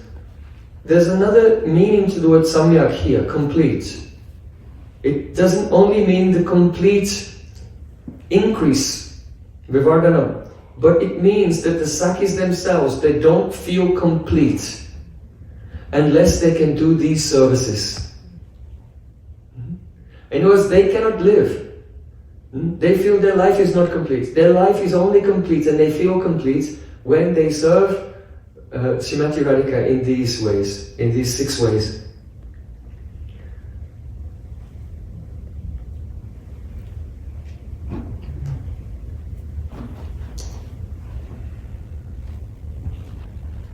Sakhi bina e lila pushti nahi hai Sakhi lila vistariya Sakhi ashwadai. Without the Sakhis, the lila is not pushed. There's no pushti, it's not nourished. So what is that? Ramananda Rai said, Yadyapi Sakhira Krishna Sangam Nahiman Tatapi Radhika Yatne Karna Sangam. Even though the Sakhis, they don't want to meet with Krishna themselves personally. They want their Yudheshwari, their group leader, to meet with Krishna. But still, Radharani makes the arrangement for her Sakhis to play with Krishna. So if they don't want, then how can she arrange it? Only by tricks and traps. So Ramananda Rai said, Nana chale Krishna prari sangamak karai. Atma Krishna Sangha hoite koti sukha pai. Meaning is that Nana means various, chale, chal, deception. By various types of deception, tricks and traps, Krishna Pari Sangamakarai, Radhika inspires Krishna to meet with her Sakhis. And then Atma Krishna Sangha hoite koti sukha pai. When Krishna meets with her Sakhis, then Radharani experiences 10 million times more happiness than when she meets with Krishna herself. So, Srila Vishwanath Thakur has done a very beautiful analysis. There are different types of Sakhis. There are the Paramaprastha Sakhis. There are the 8 Sakhis of Srimati Radhika, Lalita, Vishaka, etc. And the Vara Sakhis as well are included in there. So Ananga Manjari is included among the Vara Sakhis. So then there are the Priya Sakhis. They are the followers of the Paramaprastha Sakhis.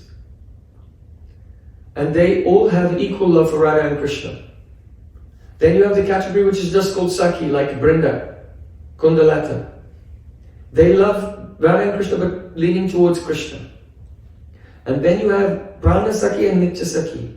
They love Radha and Krishna but leaning more, they have more love for Radhika. And then among the Nitya Sakhis, there's one special group. They are Manjaris. So Rupa Goswami is Rupa Manjari, the leader of that group of Manjaris, which are included in the Nitya Sakhis.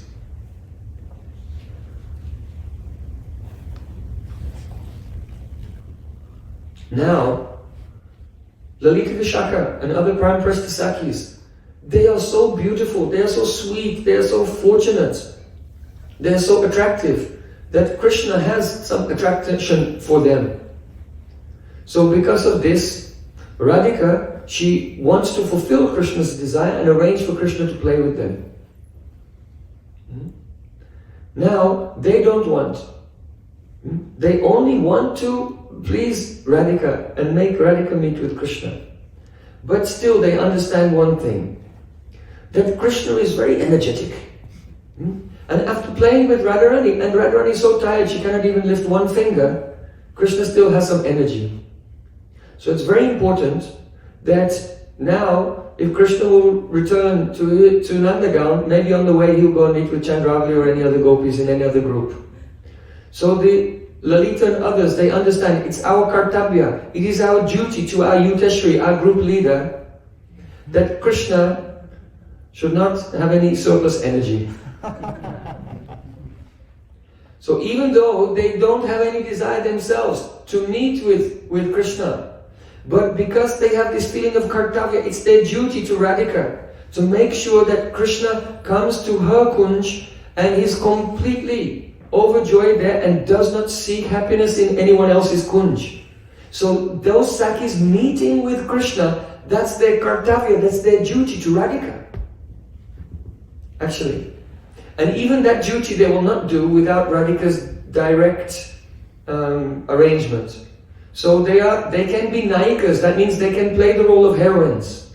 But they are not swatantra nayikas. Only the Yuteshri, the leader of the group, Radhika in her group, Chandravali in her group and so on, they are swatantra nayikas, independent heroines.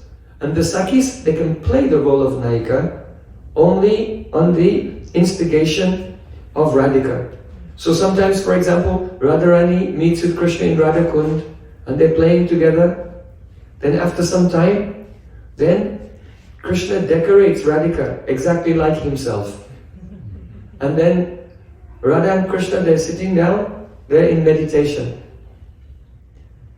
So then Krishna's winking at Rupa Manjari. Then Rupa Manjari tells the Sakhis, oh, you can come now. So then the Lalita and Vishaka comes and say, hey, what happened? 2 Krishnas.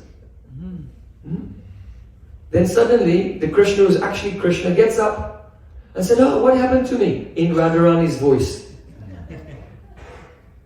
I don't know what happened to me. Krishna is some kind of tantric yogi. He said some mantra and he sprinkled water on me and look what happened. But when he sprinkled the water, I closed my mouth so the water didn't go inside, so I have the same voice. Huh? The Sakhi said, tell us more, what happened? In the voice of Radhika, Krishna said, I'm ashamed to tell you openly, but I'll tell you privately. He said, yes, Radhika, we want to hear. Yes, come with me. So then Krishna, pretending to be Radhika, came out from the kunj and then took Lalita. I'll tell you privately, come into this kunj. So then he took Lalita into the kunj. Then Lalita said, what happened? So then Krishna began to embrace her and kiss her and mark her body with his nails. Lalita said, oh Sakhi Radhika, what are you doing? Then Krishna in his own voice said, I'm showing you. You said, what happened? I'm showing you. Then, after some time, Lalita adjusted all of her clothing and everything again. And then she came out from the kunj and all the Sakhis surrounded her and said, oh, what did Radhika tell you? Did Radhika explain everything to you?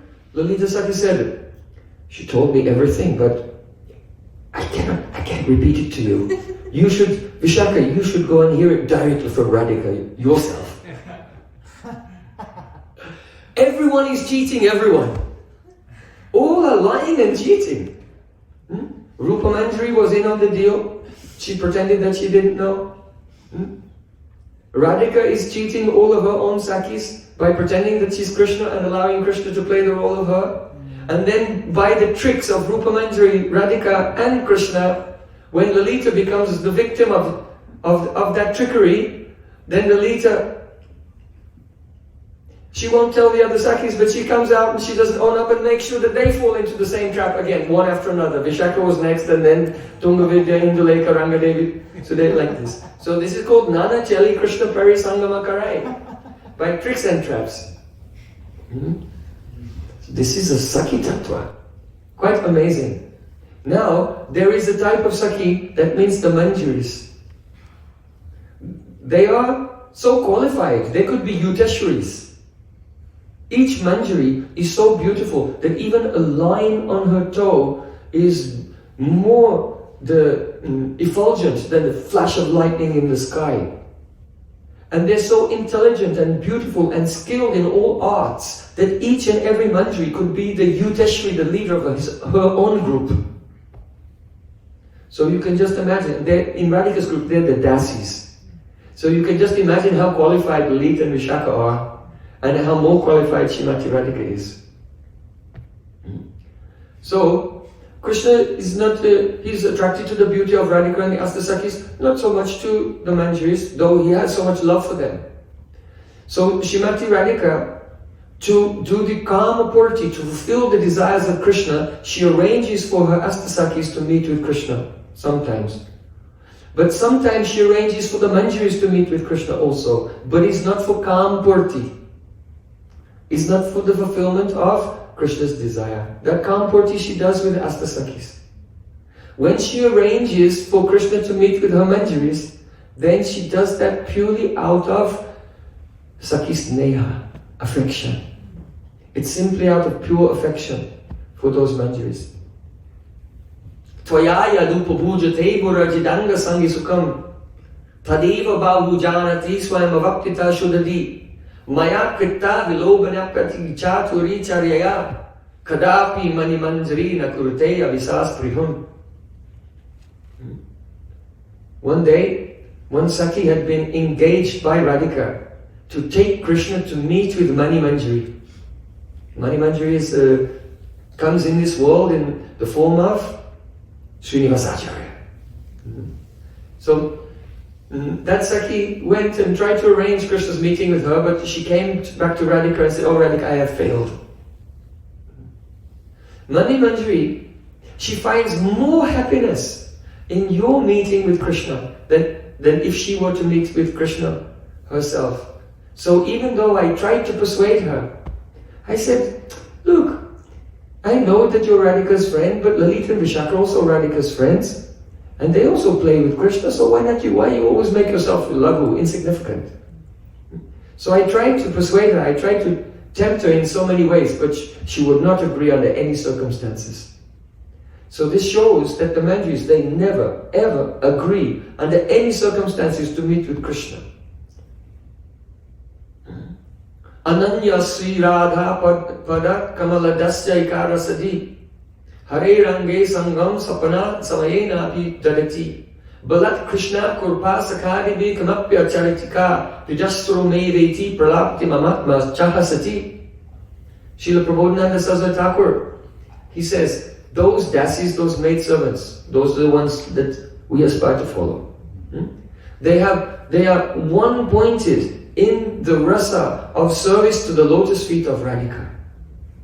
They would just want to make all arrangements for Radha Krishna's meeting. Nikunja yuno ratikali siddhyai yaya libe yuktira prakshani tatta tidakshar atti vallabhasya vande gurosvi charna. So, Hare Range Sangam Sapana Samayena Api Dadati. Those dasis of Radhika, even in their dreams, they never think of meeting with Krishna. But sometimes, on the instigation of Radhika, sometimes Radhika may tell one Sakhi, "I have written this letter, I want you to deliver it to Krishna." So then she takes the letter and sets off on a mission. I have to serve Radhika by delivering this letter to Krishna. So then she comes and she delivers the letter to Krishna. Krishna opens the letter and then starts looking at her. And then approaches her. "What are you doing?" And she's trying to get away from him. "I'm a duty, I'm a messenger. A messenger can give her life, but not a body." Huh? Krishna, no. "I'm just delivering this message." Krishna said, "Yes, but have you read the message?" In the message, Radhika had written that she's hinting through poetry that she's, as a trick, she sent this messenger to Krishna, but actually it was just a trick that Krishna would meet with the messenger. So she became, that maidservant, she became instrumental in her own undoing. So then, Kurpadibi, Balat Krishna by force is catching her by the choli and pulling her. Mamatma Chahasati, and she's saying, no. And Radhika comes and she's watching, peeping. What's going on? Chahasati means that Radhika sings and laughing. So that Manjari, she said, "Krishna, my only joy, my only happiness is when I see you meeting with Srimati Radhika. When I peep through the lattice windows of the Kunj and see you meeting with Radhika, I am most fulfilled and completely joyful. And in addition to that, if you meet with me, how can I please? I cannot please you like Radhika. So I will not be fully happy, and you will not be fully happy too. So then Radhika came and she said to Krishna, you are talking about his happiness and your happiness, what about my happiness? Then Krishna took that manjari into one kunj. So these are the various types of Sakhis and the different ways in which they are. It's very wonderful. Yesterday we were discussing Nija Prana Palota Sakhi Jodoli Ki Pan. Just like the pan seller is moving his betel leaves, rearranging all the time. So in the same way, the Sakhis are always changing their mood. So we'll see that the Sakhis they're all against Krishna, and then they for him, they support him. Sometimes they're protecting Radharani from Krishna, and sometimes Radhika is reluctant, but they push Radhika into the association of Krishna. And then sometimes Radhika, she's protecting her Sakhis from Krishna, and sometimes she's leading them into traps to meet with Krishna. Sometimes the Sakhis are protecting each other, and sometimes they're leading each other into traps as well. So all are changing their activities all the time. This is a Brajaniti, it's complete chaos. No one knows what will happen next. So, Anyon ye, this is a very important point. Anyon ye vishuddha prem kari rasa pushta. Tasapada prema deki Krishna hoi tushta. Why is Radhika and the gopis playing all these tricks on each other? Because when Krishna sees, oh, Radhika loves this Sakhi and this Sakhi loves Radhika. Radhika and this Sakhi love this Sakhi and this Sakhi loves this Sakhi and Radhika. That is called Anyon ye vishuddha prem, the mutual love between all of them. It is this when Krishna sees this mutual love between all of them, Anyon ye vishuddha prem kari rasa pushta. That is what nourishes the rasa. Remember? Sakhi bina a lila pushti nahi ai. Without the Sakhis, there's not rasa pushti. So it's not just Krishna experiencing the joy of meeting with Radhika arranged by the Sakhis, or the joy of meeting with the Sakhis, but because no one is putting themselves forward, everyone is putting the other one forward. So when Krishna sees the pure prem between, the mutual love between the Sakhis, that nourishes the rasa. So Anyon ye vishuddha prem kori rasa pushta. Tasa para prema deki Krishna hoi tushta. And when Krishna sees that love, he becomes completely satisfied. And therefore, all of these tricks and traps and deceptions and lying and everything, and turning on each other, sometimes supporting each other, sometimes deceiving each other, betraying each other, everything is for what? That Krishna becomes completely satisfied. So this is why it said that Radhika is the Mahabhav Chintamani, that she herself has become all of these Sakhis. She herself has become all of these manjaris. They're her Kaya Vyuharupa. Why? To give this for the pushti, the nourishment of rasa, and the tushti, the satisfaction of Krishna, because she's the Kalpalata, the wish-fulfilling vine that fulfills all the wishes of Shri Krishna. So Srila Narottam Das Thakur in Prema Bhakti Chandrika, he says, Mahajanero yei pato tate hobo anurata purva para koriya vichara. The meaning is, I will follow the path of the Mahajans. Mahajana jai pat tati hobo anurat. I'll be absorbed in following the path of the Mahajans. Why? Tarkap chishtat sutayo birimna nasavriti rishiyasya matam nabinam dharmasya tattvam nihitam guhayam mahajano yena gata sapanta. What is the path? What do we do? Where do we go? What should we follow? Tarko pratishtat. You cannot establish what is the right path to follow by logic. Because all of what to speak of the Krishna's spiritual energy, even the material energy, it is a viruddha. It goes against logic. Sayam bhagavato maya yan nyayena viruddhyate. In the third canto of Srimad Bhagavatam, this maya of Bhagavan, his material energy, it contradicts reason. So if you try to apply your logic to understanding the spiritual things, you will fail. Because this Yoga Maya, Gatana Agatana Patiya Shri Shakti, it can do what is possible, what is impossible, and even what it's done can undo. So there is logic has no entrance into there. Shrutayo Bina, the different Vedas give different prescriptions. The different rishis all have different opinions. And what should we do? Dharmasya tattvam hitam guhayam. The truth, the secret of Dharma is hidden in the heart of the Mahajans. So Mahajano yena gata sapanta. What the Mahajans have done, the great Vaishnavas, we just follow in their footsteps. That is the absolutely guaranteed, fail-safe process to attain perfection. So Srila Narottam Das Thakur is saying, Mahajaner ye pat tati hava anurat. But, I'll follow the Mahajans, but Purva para karya vichar. I'll make a vichar, I'll deliberate on Purva and para. That means the Purva, that means the previous Mahajans, the older Mahajans, the previous Mahajans, and then para, the latter Mahajans. So in his commentary, Srila Vishwanath Thakur, he says that who are the previous Mahajans and the latter Mahajans, the former and the latter Mahajans. So the former Mahajans are the sages of Dandakaranya, who are described in the Vaman Purana. They were remembering Gopal mantra, but they didn't have greed. But when they met with Lord Ramachandra, then a greed came for Madhurya Rasa, and he blessed them, and in their next life they became gopis.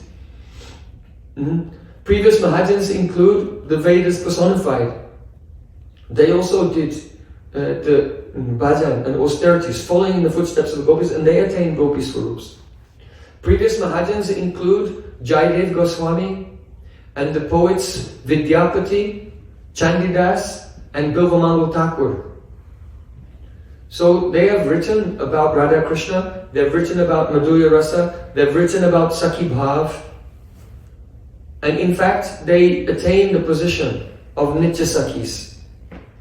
But who are the latter Mahajans? The latter Mahajans are Rup Sanatana Bhatta Raghunath Shijiva Gopala Bhatta Daswarath, our 6 Goswamis.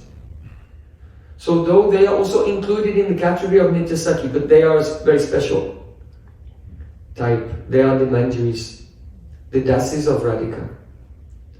So, though there is something that we learn and something we take from the previous Mahajans, but we will follow the latter Mahajans, Rupa and Sanatana. That means we'll not try to have any other position of any other kind of Sakhi.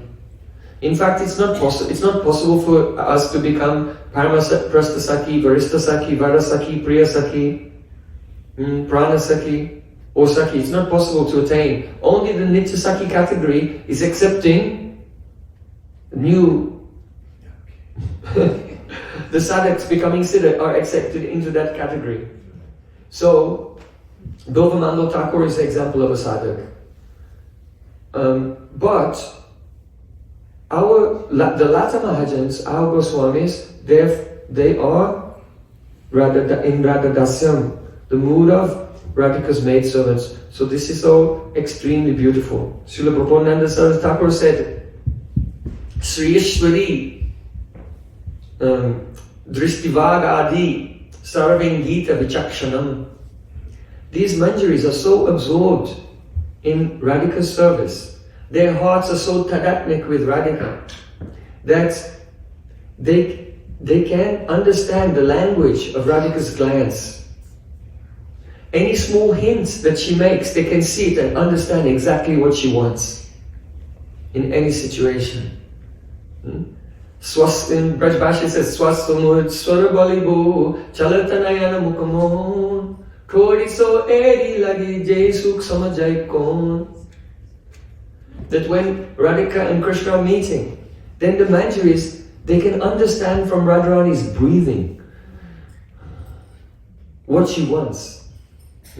They understand the language only of Radhika's breathing even. Chalatayana mukamon. They're not talking with their mouth, but they're talking with their eyes as they glance towards each other.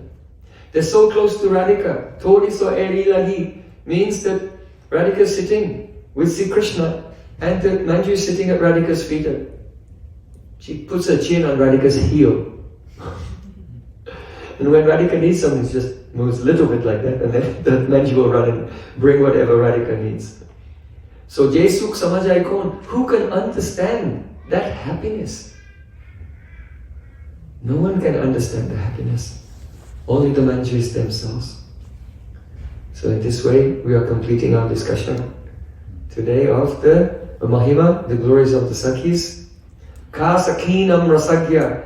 What person who understands Rasa Tattva would not take shelter of them? The answer is no one. If anyone understands Rasa Tattva, they will take shelter of Rupa Manjari and her group. Bale Vrindavan Bihari Lal ki jai, Bale Saniwali ki jai, Jai Jai Sri Radhe Shyam. Gaur Premanande Hari Hari. So now I'll put the jewel back in my pocket and come back to Upadeshamrita, Vacho Vegam, Manasakroda Vegam. Otherwise, all these things, it's impossible. This jewel you will never see. Follow the practical advice of Srila Rupa Goswami. So we'll sing one kirtan. Oh, are there any questions? Yes, raise your hand if you have a question. Okay, Jadarani. Jadarani Dasi. Thank you, Prabhu. Thank you for such a beautiful few days, 4 days. And so ultimately, I guess my conclusion is, and you can correct me if I'm not wrong, the whole idea of listening to all this wonderful, wonderful pastimes of Radha and Krishna and the Sakhis and the Manjaris is really to create a lolium in us to, and the only way to fulfill the lolium, the desire, it's not even fulfillable, but even to get anywhere close to help one of the Mahajans in their service is to just keep doing what we are doing and overcome all of these hindrances. That's basically the nectar of instruction, and in order to follow that, just keep purifying ourselves. Here, Upadeshamrita, what he said there, Sususraya bhajana vigyaman anya nindari sunyarida ipsita sangalabhya. Ipsita means desirable. Sangalabhya means to attain association. On this path, the most desirable thing is to attain the association of Braj Rasik Rupanuga Vaishnava. Because by their association, by their words, by their glance, by their harikatha, they nourish our sambandha gyan, they nourish our relation with Sri Krishna. And unless that nourishment is there, then it's not possible to give up the lower taste. You know, this is a very basic point of Bhagavad Gita. Vishya nivartante nirarasya dihina rasvajam rasopyasa prandrishta nivartate. One can only give up the lower taste by experiencing the higher taste. And so this is very important. Even if a devotee does a very hard and rigorous sadhana of Vaidhi Bhakti and somehow comes up to the stage of Nishta, even from Nishta he'll go down if he doesn't develop Ruchi. And that Ruchi comes from Susrusro sradadanasya vasudeva katharuchi Syanmayat sevayadipra punya tirtha nisevanat. Pure Vaishnavas, they are the holy tirthas. When we go to a holy tirtha, it's to meet with those pure Vaishnavas and serve them. And by serving them, Srila Prabhupada translates, by serving them, great service is done. Because by that service, one gets the ruchi. Vasudeva kata ruchi. So even from Nishtha, the devotee will struggle, he will not go further and he will slip back. And that's why Srila Rupa Goswami in Upadeshamrita, the essential instruction, there's nothing superfluous there. Everything there is vital, critical, absolutely necessary and cannot be neglected. Susrusraya bhajana vigyaman anya. Nindari shuniridam ipsita sangha labhya. That association is most desirable. Tistan rajeta danuragi, be in Vrindavan. If you cannot be there physically, then at least by mind. But tadanuragi janarugani, being anugatya. Raganuga Bhakti is always anugatyamai. If we try to find the path ourselves, cannot find it. This is why Srila Raghunath Das Goswami has given 3 conditions to enter into the ocean of Shama Rasa. What are they? Do you know? Anaraja Radha Padambojarenam Anasritya Vrindatavi Tatpatankam Asambhasya Tadbhava Gambhira Chitan Kuta Shama Sindura Sashabagaha. Where is the ocean of Shama Rasa? Who can find it? Only that person who fulfills 3 conditions. Anaradya Radha Padambojarenam. One has to be dedicated to the service of the foot dust of Radhika. Anasritya Vrindatavi Tadpatankam. And one should take shelter of Vrindavan Dham. And then the 3rd one, Asambhasya Tadbhava Gambhira Chitan. One has to engage in the samvad, conversation, with Vaishnavas whose hearts are deeply immersed in Radha Seva. These are the 3 conditions to enter into the ocean of rasa. So it is a question of nirbharata. This dependence. We're dependent on mercy. We're dependent on Radha Krishna's mercy, Mahaprabhu's mercy. We're dependent on the mercy of Vaishnavas. Srila Bhaktivinoda Thakur said, "O hey Vaishnav Thakur, Dwaira Saga, Edesi Korana Kori, Diya Padachaya, Shodha Mare, Bosite Sangera Ashe." I am sitting here and I am hoping that one day I'll have your association. That he said Diya, that means give, that you'll give me your association. Because actually we cannot take association, sadhus give association. Ekakiyama nahi paibal harinama sankirtani. By my own power I don't have the strength to do sankirtan. That means Shuddhanam. So I'm running after you like a beggar, crying Krishna Krishna. So this is the path. Independently, anyone cannot do it.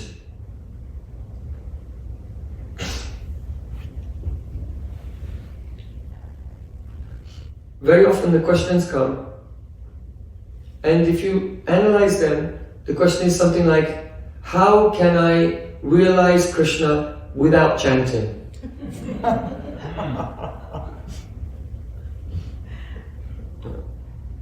I mean, I'm chanting a little bit. 16 rounds is like just like a drop in the desert. If you're running through a desert and you're dying of thirst and someone gets one drop in a dropper and goes like that into the sand, so there you are. Help yourself. Do. 16 rounds like one drop in the desert. So the question, how can I realize all these things without actually chanting 64 rounds or more than that? 100,000 names every day. So we have to be where we are and slowly increase. And by good association, we can gradually become empowered to chant more and more. So, the question is, how can I serve Radha Krishna internally while chanting Namaparad? And the answer is you can't. If you're chanting Namaparad, then you're not realizing anything. If you're not realizing anything, you're not having any darshan, how can you serve them?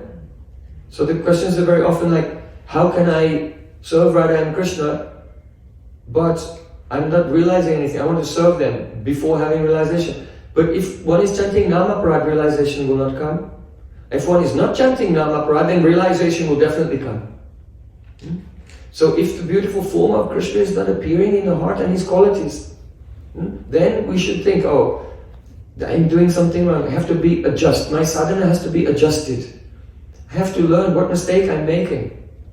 You see? Kam, Krodh, Lobh, Moha, Mada, Matsarya. The last one, Matsarya, envy, includes all the others. It includes all of the others. So that's the worst one. So that Matsarya, that envy, it takes 10 forms. Envy is the antithesis of Prem. Envy is the antithesis of love. It's the other end of the scale. And that Matsarya, envy, is very subtle, very psychological, and it takes 10 forms. And those are the 10 Namaparads. Don't think the 10 Namaparads is some kind of arbitrary list that you have to check off.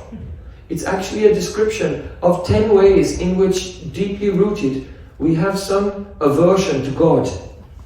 And it manifests in these 10 ways. So it's a very profound psychology of love. Don't think of the 10 Namaparads, it's a boring thing, boring subject. It's actually a very, very profound psychology of love. And so it requires attention and introspection, deliberation, to identify, what am I doing wrong?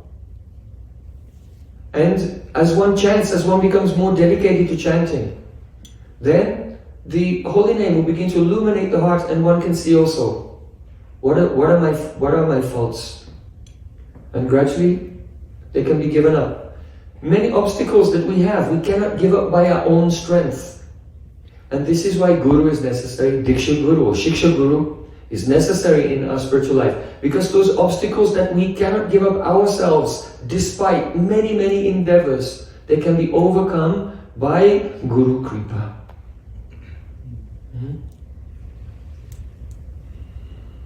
So that is very important, to align oneself, to become attuned to the mission of one's spiritual master, Diksha Guru or Shiksha Guru, and serve fully. And then a power will come to overcome all the obstacles after some time. It's like a test.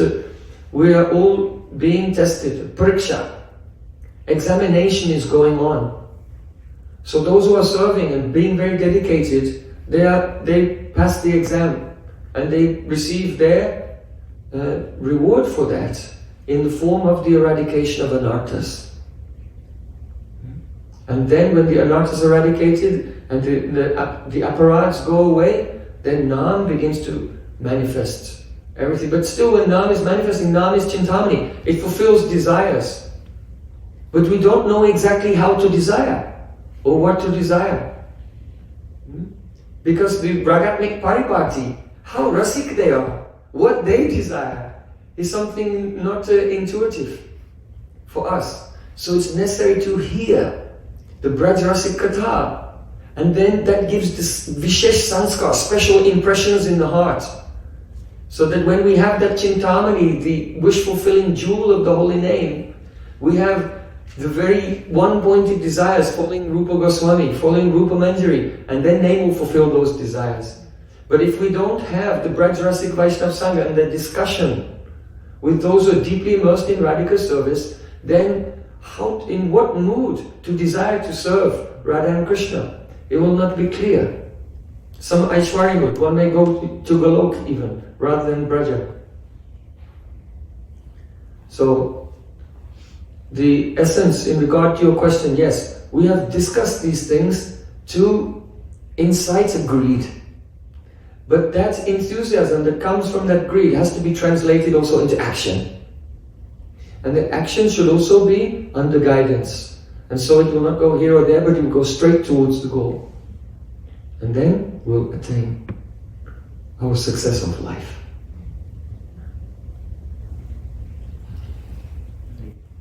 How can I attain perfection without sadhu sangha?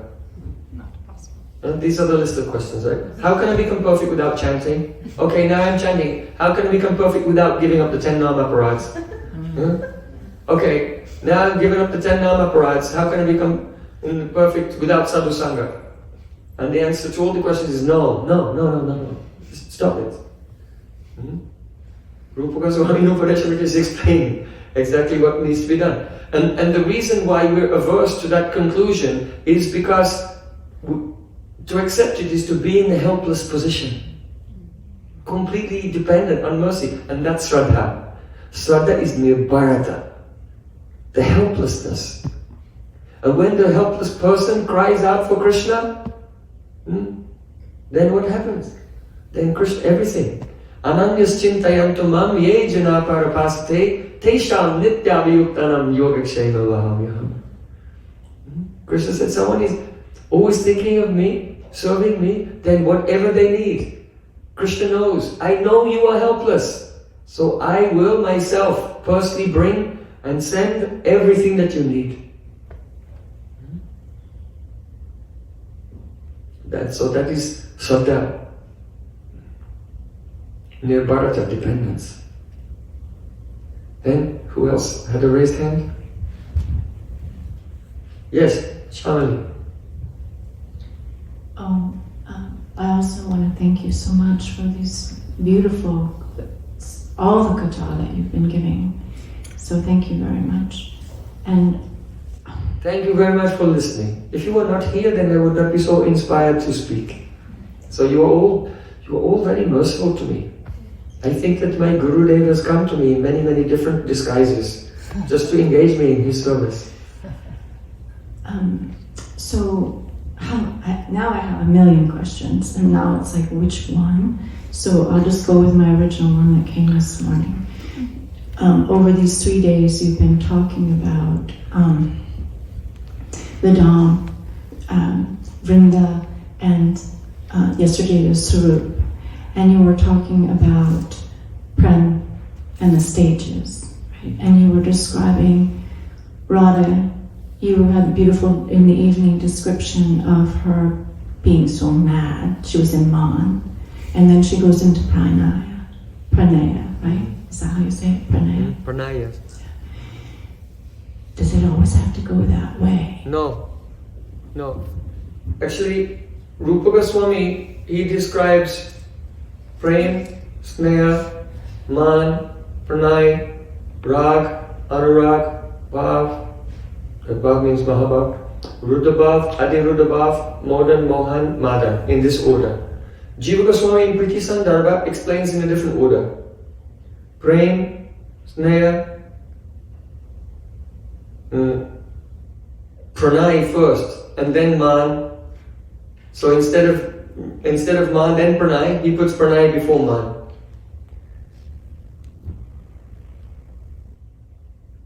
We also see that in the lives of the Braj Gopis, Rag appears first, and then the other stages.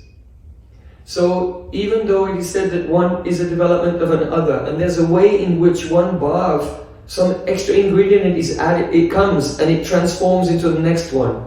These are general cases, and they apply in other rasas. Because the other rasas don't go to the top, they only go so far. But in Madhurya rasa, the gopis, they have a spontaneous rag. Pahilehi raga nayana banga bela. Ramananda writes poetry. He said, the first time I looked at him, rag came. Pahilehi raga nayana banga bela. So then, the others, they may come in different order, though they're related to each other according to the nature of the pastime. And sometimes a lower stage of love may have a touch of a higher stage of love in it. And when it comes to Mahabhav, all the stages can be manifested at the same time as well. So just as let's say, as a pedagogical challenge to explain this subject, Goswami said first there's this, and then there's this, and there's this. And that will be true for the devotee who develops Asakti, then Bhav, then Prem, like this. He may realize them. But actually in the Leela, the associates, it doesn't have to be in that order, and they can be combinations of the different ones, and they're recognized by their characteristics. For example, if man comes before pranay, it won't be very strong. But if pranay comes first, that is a feeling of oneness and confidence. If man appears after pranay, it will be so strong that it's very difficult for Krishna to break it. Because there's the confidence that however terribly I treat him, he won't leave. He'll have to come running and he'll have to be begging me and beseeching me and trying to pacify me. He won't just say, oh, if you're going to be like that, I'll go somewhere else.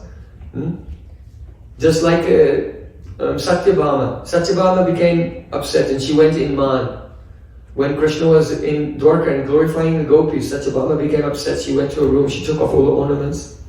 Krishna told her maidservants, you go and tell that daughter of that foolish Shatrajit, if she doesn't come here now, she should get out of my palace. Then Satyabhama had to dress up again all nicely and very humbly come back into the royal court. Yeah? Like this. Why? Because the pranay didn't come before the man. So her man was not strong enough. So when she was trying to control Krishna, but Krishna, he didn't become submissive. So she had to break her man and become submissive to him. But Krishna cannot say to the gopis, alright, then you get out of my kunj. Gopis say, this is not your kunj.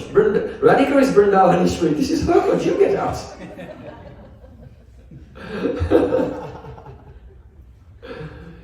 So the order is also important. Depending on what the order of the Kram Prakash of the Sthayi-bhav, the evolution of the Sthayi-bhav, the strengths and the different characteristics will be different depending on what type of love came first as well. So the details of this have been also discussed, how they may come in different orders and how it changes the situation in Sri Ujjwala Nilamani. Thank you so much. And we are just supposed to appreciate these because this is such a high topic. So, but at the same time, I am so appreciative that you have done such deep analytical dissections of all these states so that we can really understand them in such a deep way. And I really appreciate also you going over the songs, particularly the Yugala Malan. So appreciative. So thank you so much. Hey. Yes, Apurvapu. You mentioned the three processes, conditions to enter into the ocean, dedicated to the dust of Rani and take shelter in Vrindavan. That is from Srila Raghunath Das Goswami's Swasankalpa Prakash Stotram. It's the first verse of Swasankalpa Prakash Stotram by Srila Raghunath Das Goswami. Okay, so how do we get the shelter of Vrindavan? Can you say so? So, of course, going to Vrindavan and staying in Vrindavan, this is it seems like the obvious answer. But the Dham, just what you can see, the physical aspect of the Dham is not really the Dham. If we're in the Dham and we're in Rasik Vaishnav Sangha and hearing, then we can have some experience of the actual transcendental Dham. So to take shelter of the Dham has two things. One, to actually be there, and two, to be in the association of persons who are experiencing the beauty of Vrindavan Dham, hearing from them, doing bhajan under their guidance, so that Dham Swarup will manifest. Taking shelter of Vrindavan Dham also includes worshipping Brinda Devi. So if you're at home, in your heart you can always think, I am in Vrindavan, and worship Brinda Devi, because she's the goddess of that forest. Taking shelter of Vrindavan means to always remain aloof from sense gratification. Because Vrindavan is the plane of love. It is not the plane of lust.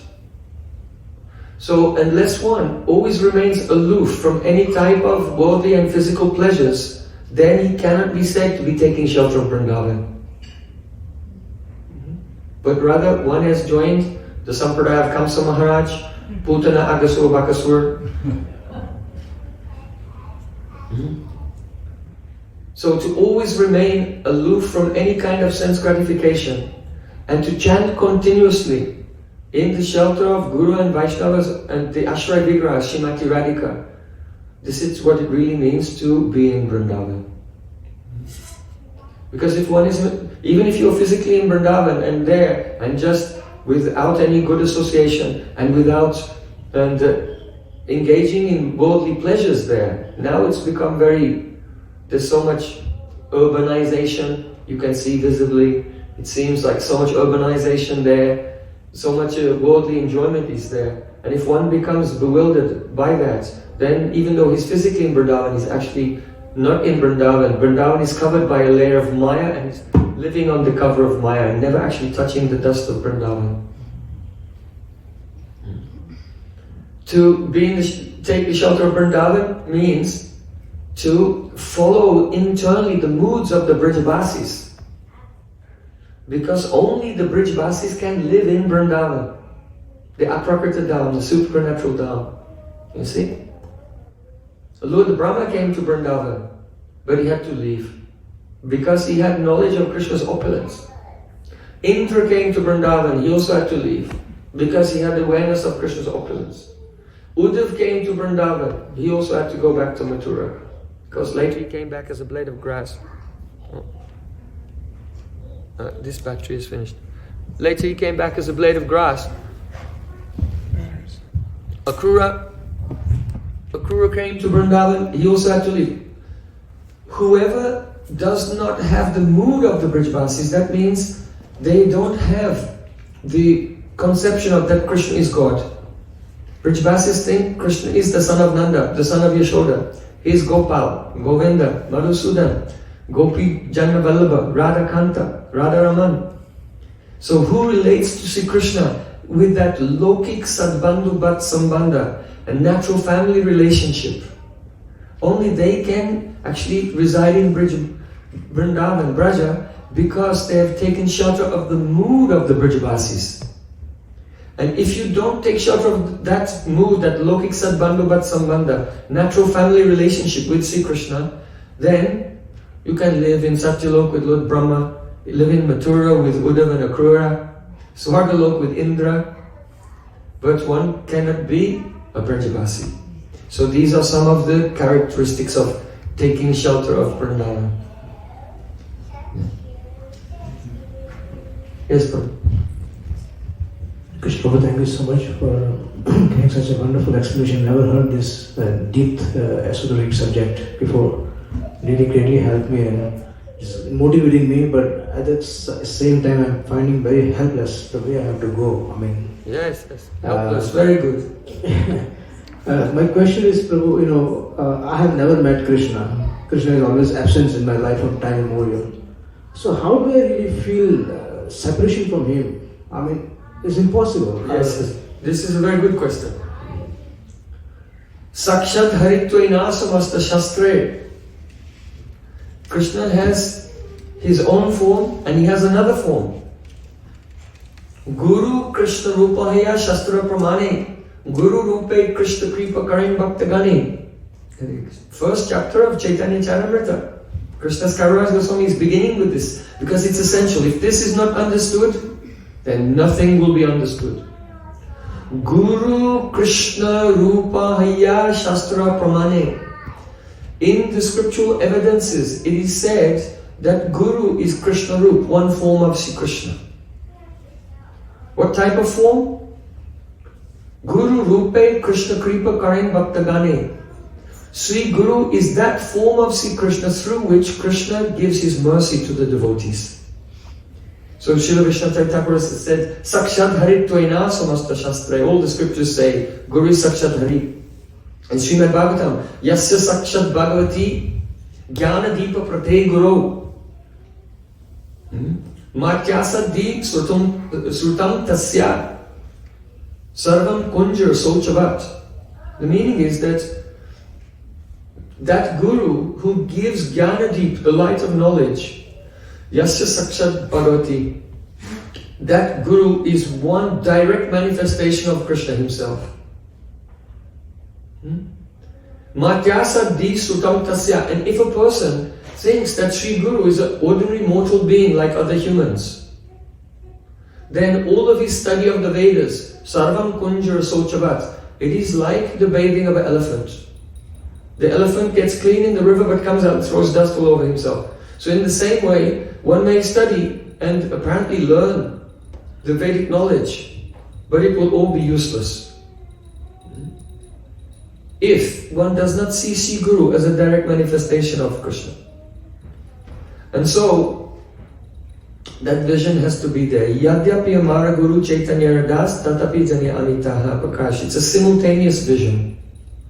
On the one hand, Gurudev is a Vaishnava, and simultaneously superimposed on that vision, this is one form of Krishna himself. See, Krishna has come to me in the form of Sri Guru to bring me and guide me to his eternal pastimes.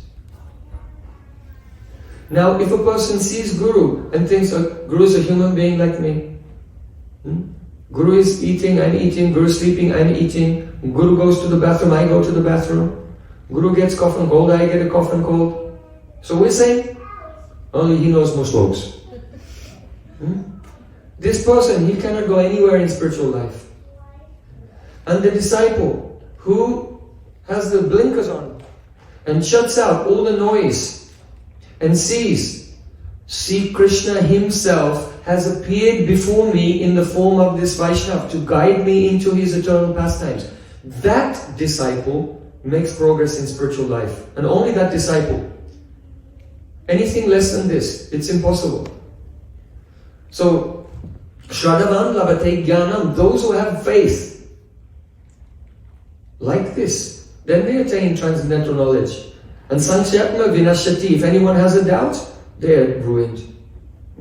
So my Gurudev, he used to say that Guru Nishta, the faith and loyalty in Guru, is the backbone, is the spine of bhajan, of bhakti. You see, if your spine is healthy, you can run and jump. But if you have a tiny injury to your spinal cord, then paralyzed. You cannot move at all. So Guru Nishta is exactly like that. When we see our Gurudev, that this is not even an avatar or expansion of Krishna, not like Vishnu or Varaha or Nrsimhadev or Lord Ram even, but Sakshat Brajendra Nandan of Vrindavan himself, Swayam Bhagavan, Ete Chansa Kalapumsa, Krishna's two Bhagavan Swayam. That Radharaman Krishna, he himself has come in one form as this Vaishnava to guide me into his eternal pastimes. When that faith is there, you can run and jump and quickly progress in spiritual life.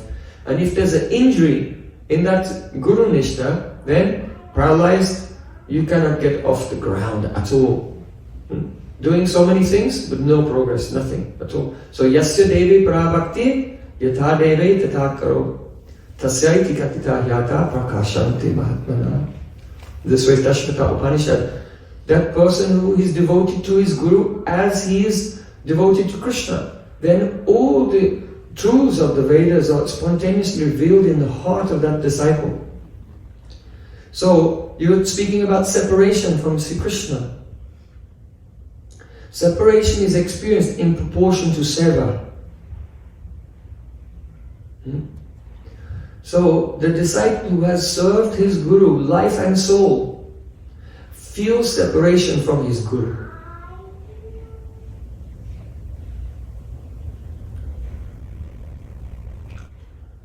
Then, because Sri Guru is a transparent via medium, he will begin to feel separation. It will arise naturally from his Paramaguru and Paramesti Guru. Oh, Prabhupada Bhaktisiddhanta Thakur, where are you? Srila Bhaktivinoda Thakur, where are you? Oh, Vishwanath Thakur, where are you? And through this service and feeling of separation, the degree to which one is serving, to that degree he will feel separation from his Guru, and it will go up through the parampara. Because the Guru being a transparent via medium, all the parampara are present in Sri Guru. Sometimes you may see that Guru is speaking and it's like Jiva Goswami is speaking. Such very beautiful Siddhanta. Sometimes he's explaining Vedanta Sutra. It looks like Srila Baladevi Vibhushan himself has appeared to explain Vedanta Sutra. Sometimes it's Leela Katha. It seems like Rupa Goswami is speaking himself. So because Sri Guru is a transparent via medium, all the acharyas are there. So by service we develop our deep relationship and feel separation, and it goes up through the parampara. And it will go up to Rupa Goswami and Chaitanya Mahaprabhu. And then Grihe Baba Nete Taki Ha Guranga Bole Daki Naratama Magitari Sangha. We want the association of the person who's crying in separation from Mahaprabhu. Ha Guranga, Ha Guranga. And then Mahaprabhu will appear, Spratuva Sachinandana, dispel all darkness in the heart, and then reveal his Braj Swarup, that he is Radha Krishna Militatanu, the combined form of the bodies of Radha and Krishna. The Gauranga will manifest his as a Rasaraj Mahabhav, Rasaraj Sri Krishna and Mahabhav Swarup Radhika. So yes, you cannot feel separation here without realization. So everything begins with Guru Seva. And then gradually, by feeling separation from Guru, it will be transferred up to Mahaprabhu and to Radha and Krishna. Thank you, Hare Krishna. Yes, Vrindavan Temple. My question is about Srila Jayadeva Goswami. And I was really impressed to hear that Srila Rupa Goswami has honored him with the before and after. That's very amazing. But then I was wondering if Srila Jayadeva Goswami is so into this Madhurya mood, and he's obviously let it out in Sri Gita Govinda. How is it in Sri Gita Govinda he's unable to write that one verse? Well, it's not that he's unable to write it because it's there. But the pastime is there that he was hesitant to reveal to the world the utter subordination of Krishna. Because even in Srimad Bhagavatam, Krishna disappears from the Raslila and Radhika cries, Ha Nata Ramana Prasta Kwasi Kwasi Mahabhuja. Oh my lover, where are you? And she faints immediately. And everyone said, wow, amazing the love she has. How subordinate, her total subordination to Krishna. But Jayadeva Goswami was experiencing the revelation that Krishna has a complete subordination to Radhika and he's dying without her and begging for her to decorate his head with her lotus feet. And it would have never been, even Srimad Bhagavatam being the highest scripture, is still the other way around. And so that revelation, we're talking about, the 1100s, the 12th century. 200 years before. It's a long time before Mahaprabhu and the Goswamis. This kind of revelation in a very conservative society as well. It's like, how can, the repercussions? I just can't bring myself to, it's true, because he was seeing it, right? He was seeing it. It wasn't that he didn't realize it, he was seeing it. He was just scared to write it down. So then he just had to cool off and he went for a bath, and then Krishna came disguised as him and Krishna wrote it down. And then he came back and saw. Krishna's mood was, okay, if you don't write it, I'll write it. Krishna doesn't care, because if Krishna writes it, he's not going to get the rap. Jayadeva Goswami is still going to get problems. But at least Jayadeva Goswami understood it was Krishna's will. That Krishna himself wanted the world to know of his total subordination to the Prem of Srimati Radhika. So this is the meaning. Any other question? Time is going on, so we'll just take one more question. Who will it be? Yes, Kanasham Prabhu. Thank you so much, Prabhu. Amazing. I just want to add one more thing to your question, because it's very, very closely related. Once, our Prabhupada Bhaktisiddhanta Thakur, he was in a Dharma Sabha, a religious assembly, and so many distinguished guests and dignitaries, they were standing up and they were speaking some Harikatha to the audience. And so one person was speaking about Rasalila. And he came to that point when Sri Krishna, Tatraivat Antaridiyata, he disappeared from the rasa. And then took Radhika alone. And then after playing with Radhika, then Radhika told Krishna, Naparayam Chalitam, I can't go any further. You take me wherever you want. And then Krishna disappeared. And then he uttered that verse, Radhika's last words before she fainted. Ha nata ramana kwasta ramana prasta kwasi mahabhuja dasaste kripanayame sakke darshaya sannidhim. Oh Krishna, dasaste kripa, be merciful to me, I am your dasi. Radharani is expressing that she's dasi of Krishna. When Prabhupada Bhakti Thakur heard, when Srila Bhakti Thakur heard these words of Radhika, oh Krishna, I am your dasi. Being the dasi of Radhika, he could not tolerate it. And in a flow of ecstasy without thinking, not deliberately, not voluntarily, not of his own volition, but he just stood up and said, don't say that. Say, itastatastvam manasritradikam anangabana branakinna manasa. So, in that verse that gentleman spoke was from Bhagavatam, but Srila Prabhupada stood up and spoke a verse of Geet Govinda. Because in Geet Govinda, it's not the autumn rasa, it's the springtime rasa, Vasanta rasa. And in this lila, actually, Radharani leaves Krishna in the Ras Lila. And she goes alone, and Krishna is searching for everywhere. Itastatastam anasridhiradikam, from kunj to kunj, trying to find Radhika. Ananga bana branakinna manasa, and his heart is being pierced by the arrows of Cupid. Kritano tapto sad kalinda nandini, tatanta kunjai vishashada madhava.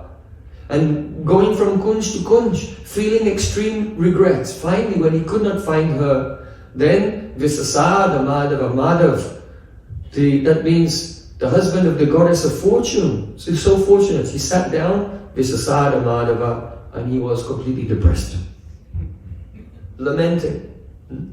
So, because our Prabhupada Bhakti Thakur is the incarnation of Narayana Mani Manjari, he could not tolerate in a public arena, oh, Radharani is the dasi of Krishna. So his Abhiman took charge of him and he stood up and said this verse. How? Don't say that Radhika is crying from Krishna. Say Krishna is crying in separation from Radhika. So that is that verse that he quoted is from Geet Govinda. So it's that Geet Govinda is such a supreme revelation. Yes, Ganesha. Sometimes devotees talk about overcoming anarthas or struggling with anarthas. But I understand the problem before that is that we're identified with the mind. All the anarthas, if we can move our identity to the spirit that I'm a servant of Krishna, then we overcome all of that. So even when you were mentioning with the 10 offenses, the envy is the essence behind all of them. So should I struggle with the various, there's envy within me, how to overcome it, how to let this go, how to struggle here, or should I just put all my attention on focusing on the eternal servant of Krishna? Which if I enter that truly, then I overcome. It seems like I'll be overcoming everything that's illusory. When Srila Vishwanath Thakur is explaining verse Anyablasta Shunyam, he said that Shil Dhatu, Anushilanam, Shil Dhatu means a cultivation. So Bhakti is a cultivation. And this cultivation has two aspects, Cheshtarup and Bhavarup. So Bhav means the divine feelings. That's for the later stage. Bhav, Prem and so on. But then Cheshtarup means endeavors. So this Cheshtarup has two aspects, Nivriti Atmaka Cheshtarup and Pravriti Atmaka Cheshtarup. Pravriti Atmaka Cheshtarup means to endeavor to do the positive things. And Nivriti Atmaka Cheshtarup means the endeavor to give up the negative things. So don't make it a choice. Don't make it a choice. You have to do both. That's why you can see also in Chatusloki Bhagavatam, in the second canto, chapter 9, there are 4 seed verses, which is the original Bhagavatam, from which all the other verses come. So there are 4 verses, 2 on Sambandha Gyan, 1 on Prayojan, and then the last one is on bheda-abheda-tattva. So it says, Etavam eva jigyasa tattva jigyashanatmana anvayadvyatirekabyam yatsit sarvada. So here it means anvayadvyatirekabyam. You should search after the truth both directly and indirectly. So the direct search is to adopt the abhiman. I am Krishna Das. And the indirect is, you're still haunted by the shadows of your sanskars. You said, I am Krishna Das, but all those thoughts and feelings are still there. So I am Krishna Das, they're all gone. It's not like this. I am Krishna Das, and still those things are there. So you have to do that. And you also have to watch out for those things and make an effort to avoid them as well. So directly, the chasta, the effort is nivritti atmaka chasta rupa and pravritti atmaka chasta rupa. Another evidence we can give is Srila Rupa Goswami's Upadeshamrita. He doesn't just give the 6 things which are favorable. He also tells the 6 things which are unfavorable. And the 6 urges which have to be controlled. So there should be the positive and negative. Both we have to do to attain perfection. Okay? Yeah.